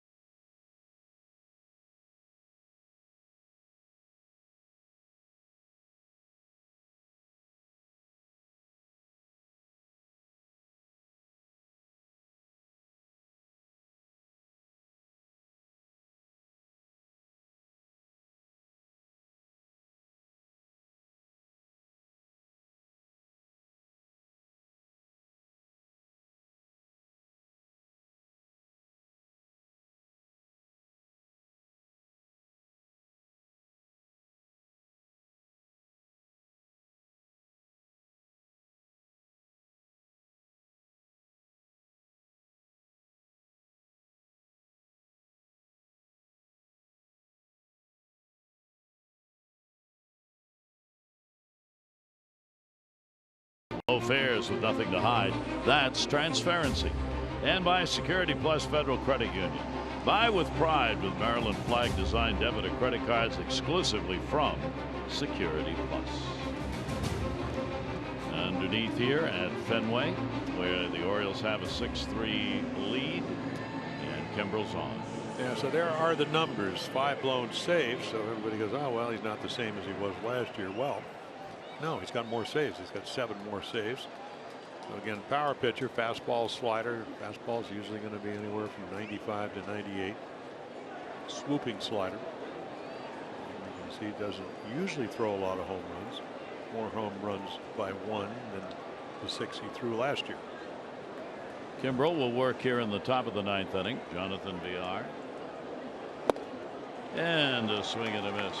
Holt has moved to right from third base. Vasquez has moved from catcher to third. And Swihart has moved from right to catcher. It's kind of a neat little triangle. You map that out. Here's the 0-1 delivery. And the pitch will be taken down low for a ball. Villar, Mancini, and Jones due up here in the 9th inning for the Orioles.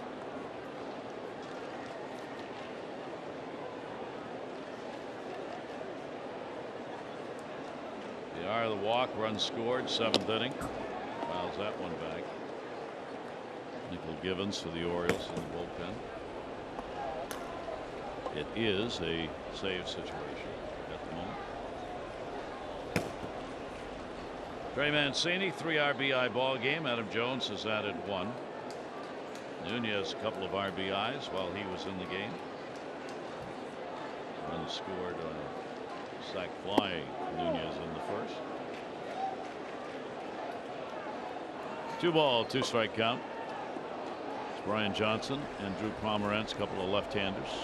Yeah, probably just thrown to get some work with the off day tomorrow when the Yankees come into town. Yeah, the Yanks, they're 1-6 here at Fenway this year.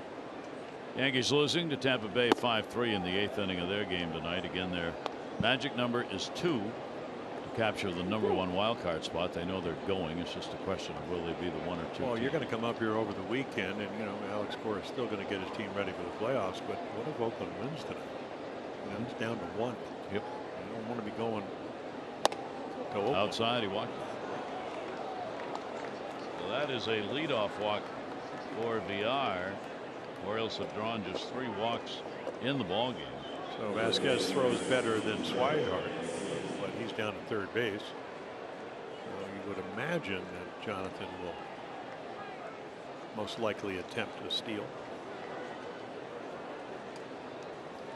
Trey Mancini, double, single, walk, and a strikeout in the ball game. And Kimbrel gets a strike on him to start the at bat. 34,445 the announced attendance. 34,445. Most have left. Yeah, Kimbrel's average fastball this year is a tick over 98 miles per hour. 0-1 delivery on the way, and then it'll be up and in at 98.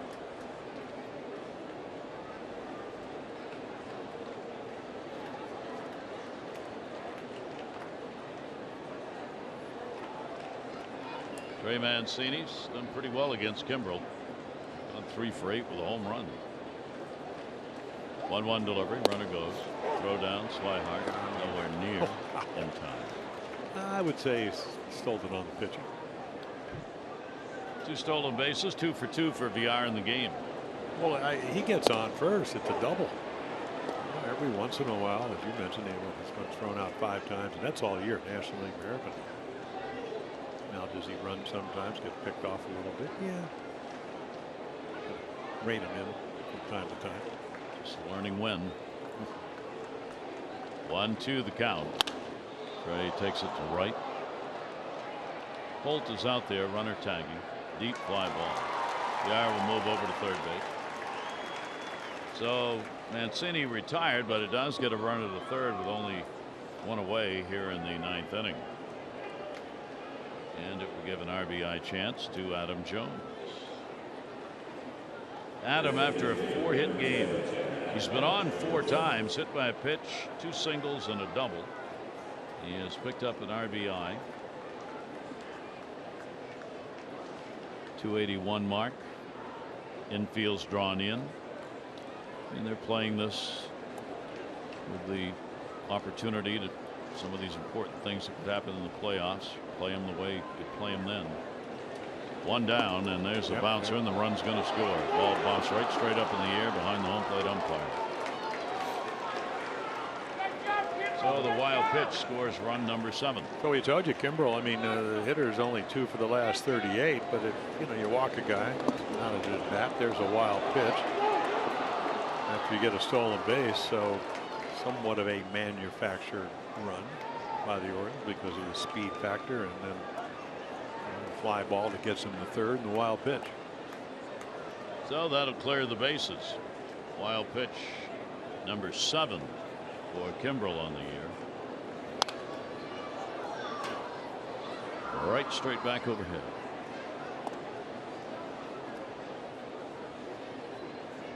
So that'll make it a 7-3 ball game. And would the Orioles use Givens here in a non-save situation?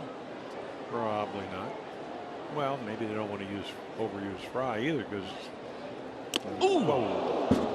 that one got him. That had some Zippo on it. 97 miles an hour, and it was up. And Kimbrel gets Adam Jones Second time he's been hit, once on the foot and once up. Well, this is when you break wrist and hands and all that, but he's able to turn the shoulder. Watch him turn. Yep, out of harm's way. Gets the hands, the bat, the elbows, and luckily the head. It's up there around the chins. Raised his front shoulder. Only the second hit batter by Kimbrel this year.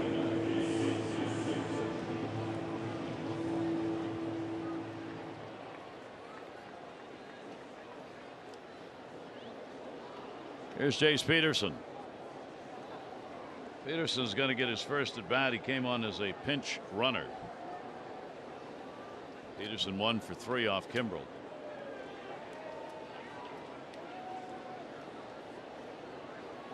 So many times, as we've said over the years with closers, you bring them in a non-closing situation and they're terrible.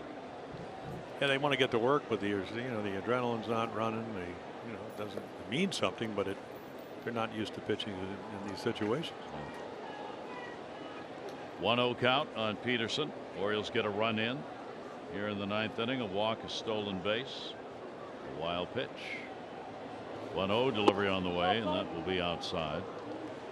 But it's really part of, it's part of pitching in this game, but just part of when you're going to the postseason. I know we getting ready for the end. It didn't work really well in '69. We won 3 in a row in the playoffs against Minnesota. Really tough ball games. First 2 12-inning games, and we're playing inter-squad games, things like that. That's a good 98. 2-1 strike count. You saw Alex Cora over there talking to pitching coach Dana Lavange. You got to believe he's going to. We really want to leave him in here if he gets into any more trouble, and the answer is no. So they're going to get the bullpen working. And they were already up throwing. Pomerantz might be a guy that. 2-1 delivery, foul back by Peters. Last year 17-game winner, but this year all kinds of problems and really struggled. They've been using him out of the bullpen not very effectively. 2-2. Adam Jones, a runner at first base. There's only one away. We're in the 9th. Orioles up by 4 now. That's inside, and Peterson ducking to almost caught him on the foot, but it went by. Kimbrel's pitch count about 8, even though he's got the 42 saves, and which is 7 more than last year.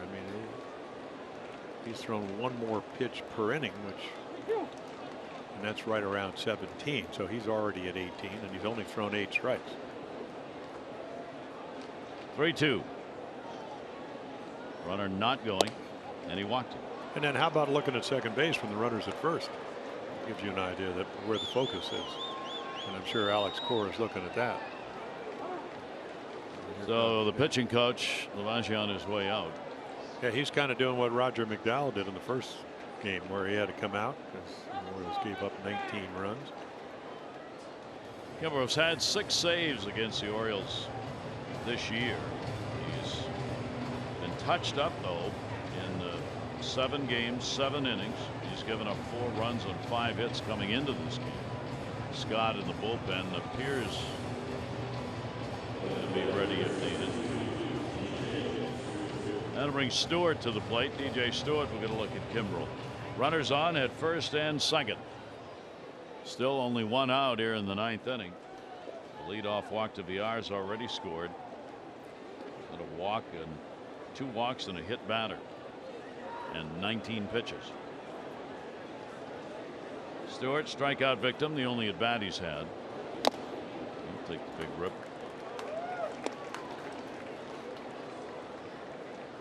0-1 count on DJ.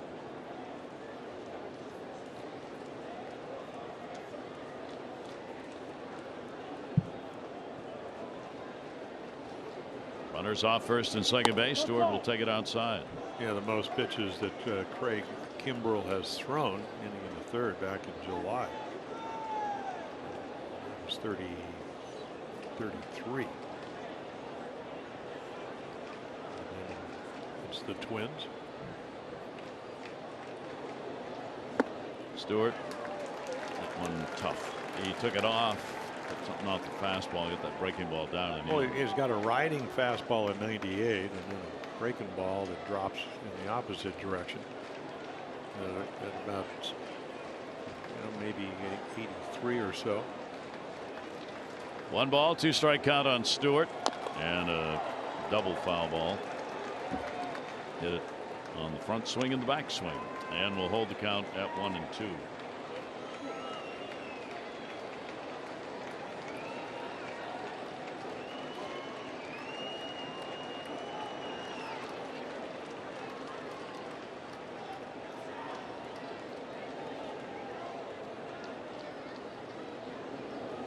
Stewart takes it away. Good patience, not going to bite, and the count 2 balls and 2 strikes. And mumbling a little bit. Oakland's got the lead over Seattle as their ball game has started now in Seattle. 2-0. They're in the second inning. Yankees still losing to Tampa Bay. Now 6-3. Rays lead in the 8th inning. Well, we were talking about it the other day. When you're out on the West Coast, you pretty much know how the game's going. You get a pretty good idea that you'll be starting right when the games here are finishing. So doesn't mean you're going to win, but what an impetus for the A's if the Yankees do lose down in Tampa Bay. 3 ball, 2 strike count. 1 down. Orioles runners on at first and second. A run in. They got 3 in the 7th, 1 here in the 9th. Break the tie. Up 7-3. Kimbrel's delivered to Stewart, and he'll fight one off. It was riding in on him. And you got to believe they don't want him to go much further. Got a chance to get out here, get a ground ball, potential double play. Cora's a little nervous over there, watching these pitches pile up. Buck's probably wondering what's he doing. 3-2. Stewart, that's a walk. He's gone. Yeah, that's got to be it for Kimbrel. So he'll come out of the ball game. He has walked the bases loaded here in the 9th inning. The opportunity, Andreoli is due up, and they'll have to go to the bullpen as Kimbrel, disgusted with himself, walking behind the mound.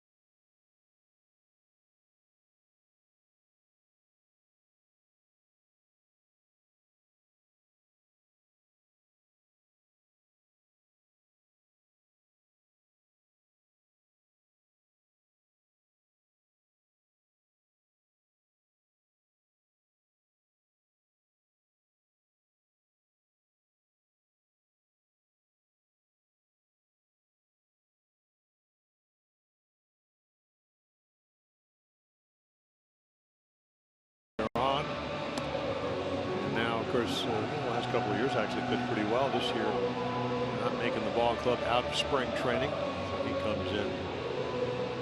Here it's a bases loaded situation. You can see the number of the righties wearing them out. And again, not very sample size, very small. 29-year-old from Miami. Scott's got to work with the sacks full. And Kimbrel, strange line, 3rd of an inning. No strikeouts, no hits, 3 walks, a wild pitch, a run in, and responsible for 3 on. Yeah, Scott 57 games last year. Originally coming with the Red Sox from Yuma in an independent league, so great story to get to the big leagues. Bases loaded. Here's Andreoli, and he will take the pitch, and off speed, 73 for a strike. Andreoli's gone 0 for 4 in the ball game.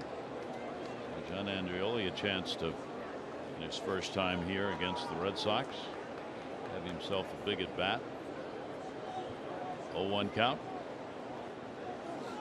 And the pitch will be outside from Bobby Scott. Yeah, not particularly hard thrown. It's already saw a curveball, then a changeup. Scott has not faced the Orioles this year. Lifetime, no record. 7 games, only 3 2/3 innings, no runs, 2 hits. 1-1 delivery on the way. Andreoli swinging through it. Again, staying down there in the velocity at 84. 1-2, still only 1 out. No warm-up action in the bullpen for the Orioles, so Fry may come out and try and do 3 innings. And is there somebody up? Yep. Oh, okay. Might have just gotten up. I think maybe Gibbons still. 1-2 delivery on the way. And there's the 91. Gibbons had warmed up in the past inning and in this one, so he's standing up and is ready to go if they want him to pitch. Which apparently they do, or he'd be sitting down. Just a guess. Packing for the ride home. That's right. Orioles with 3 on.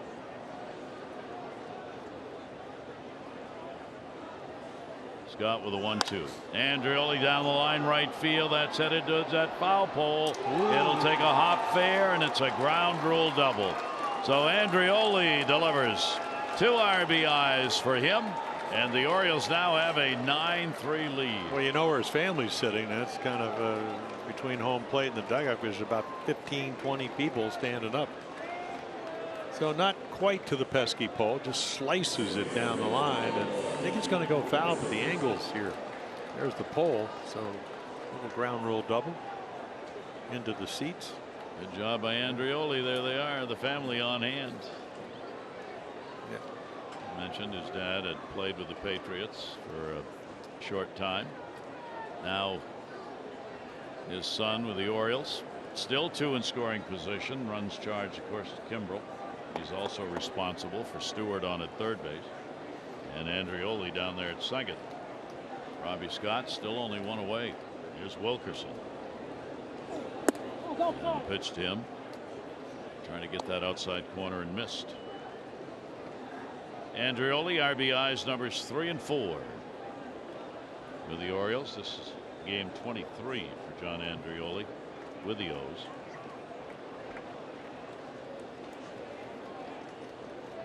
Three runs in here in the 9th. Way inside. Yeah, one of those games, you know, Eduardo Rodriguez came in and was brilliant, struck out the side in the 6th, and then, you know, because you're trying to get all your guys some work, they brought in Matt Barnes, who had thrown 8 pitches on Monday, and the Orioles lit him up. 6 runs off the bullpen for the Orioles. 2-0 delivery on the way. Add some more. That's a line drive that's going to fall in for a base hit. Up with it. Holt. Runner will hold at third. 1 in to the cutoff man. It came. RBI right there. Stewart scores. Andreoli goes to third. And the Orioles extend the lead to 10-3. Yeah, nice little at bat. Steve Wilkerson switching. Lines it over the head of Brandon Phillips. You can see the. Again, it just slides over the middle of the plate, so it becomes more hittable. Swihart sitting on the outside corner couldn't quite get it to the glove. So that'll close the book on Kimbrel. 4 runs, no hits in a third of an inning. All 3 walks, and the hit batters scored. Now Caleb Joseph, runners on at first and third, 1 away. Scott's delivery will be a strike on the inside corner. So late inning scoring with 3 in the 7th, 4 here in the 9th so far. Ball game that had been very tight all the way along. Differential being a couple of runs at most. No longer so. What a difference, huh? 19-3 this afternoon. The Red Sox won. The Orioles lead this one 10-3. Well, they pitch better, and they, you know, don't play their regular lineup. I mean, Caleb started it off with Barnes with the drive over the head of Swihart, who was playing right field at the time. He blasted it to right field for a double. Caleb 2 for 4. And the pitch will be away. Double, single, 2 runs scored. He struck out, flied out. The Orioles now have 10 hits, 10 runs on 10 hits. First and third for the Orioles. Joseph takes the off-speed pitch. 2-1, 3-1. Caleb with 17 RBIs on the year.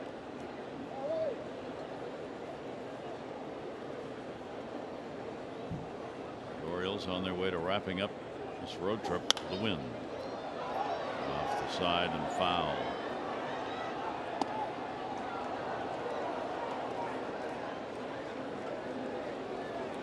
Yeah, he's looking for a ball in the inside middle, and he might just park one. Robbie Scott saying, he's going to try to nibble low and away, turn it over, a little curveball, stay out of the middle of the plate, or I'm pretty hittable. 3-2 delivery on the way, and one after, one at 90 away. Yeah, right off the outside corner.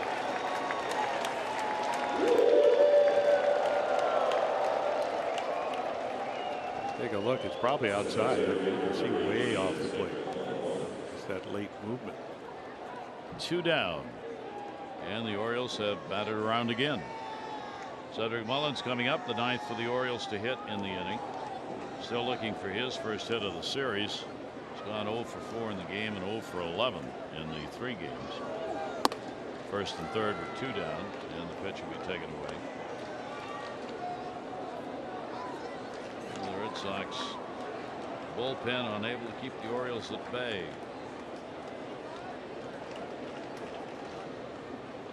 Scott with the delivery, and it is going to be there for a strike.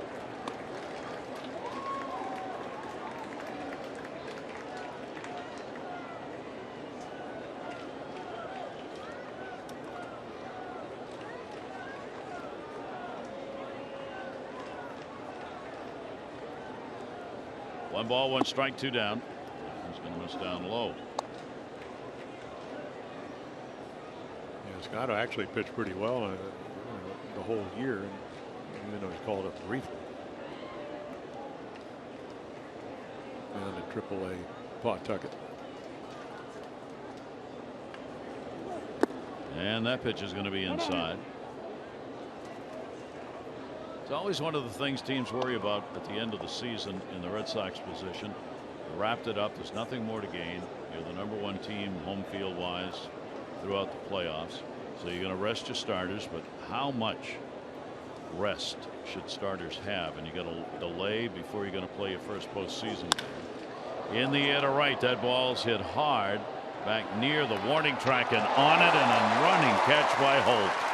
Holt hauls it in a couple of steps shy of the wall. But the Orioles come up with 4 here in the 9th inning, and they lead the Red Sox 10-3.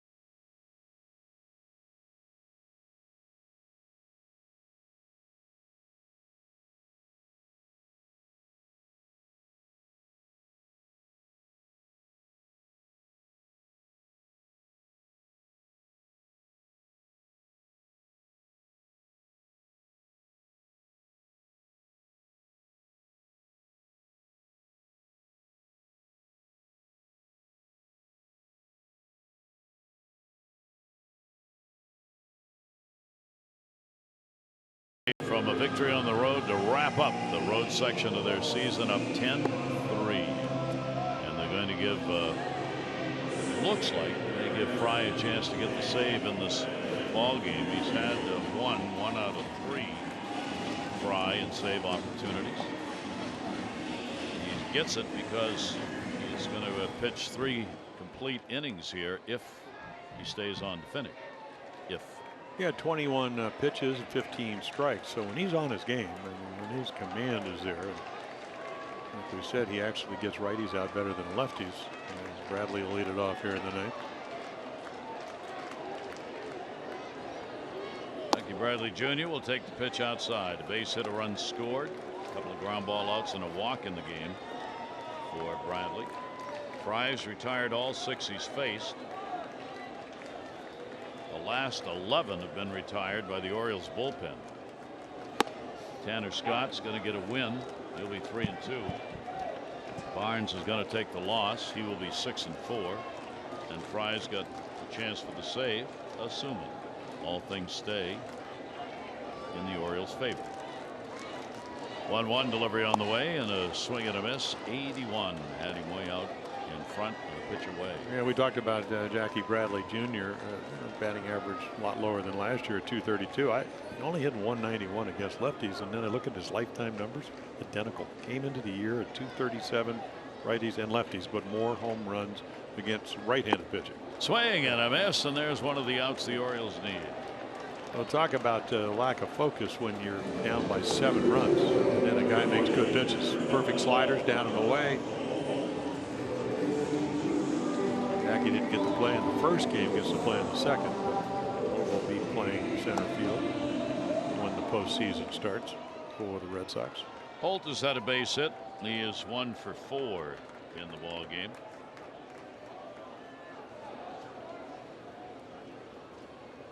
Fry's delivery to him is swung on and missed. So the Orioles looking to split the doubleheader. Yeah, nice acquisition last year. International money comes from the Mariners. That one's going to be off the fist. Short, hauled in, 2 down. They are there together. Yeah, the one thing about Paul Fry, he's very, very smooth, and then all of a sudden just kind of 92, I would imagine, because he turns his back on you, hard to pick up. It's a long day at the ballpark. Could be nearing an end. These have been long games. In the minor leagues, Fry had 13 saves over the 6-year period. And as we said, looking for save number 2 here at the major leagues. Yeah, you go back to the first inning, Jimmy Yako bonus, he struggled. Bradley gets on, Holt gets on, and then Pierce pops up the hanging slider. Whole game could have changed. Pierce with an 0 for 3. Yeah. And has drawn a walk. Yep. So not a lot of pitches he hit, but 1 back, and it's a pitch he usually hit it the other day for a double off of Dylan Bundy. Steve hitting 282 on the year. And that pitch will be taken down low. So the Orioles will finish up 3-16 against the Red Sox. Showalter's Ball Club rebounding from that very tough afternoon game and a very long night game. Taken, it is in there for a strike. 3-1.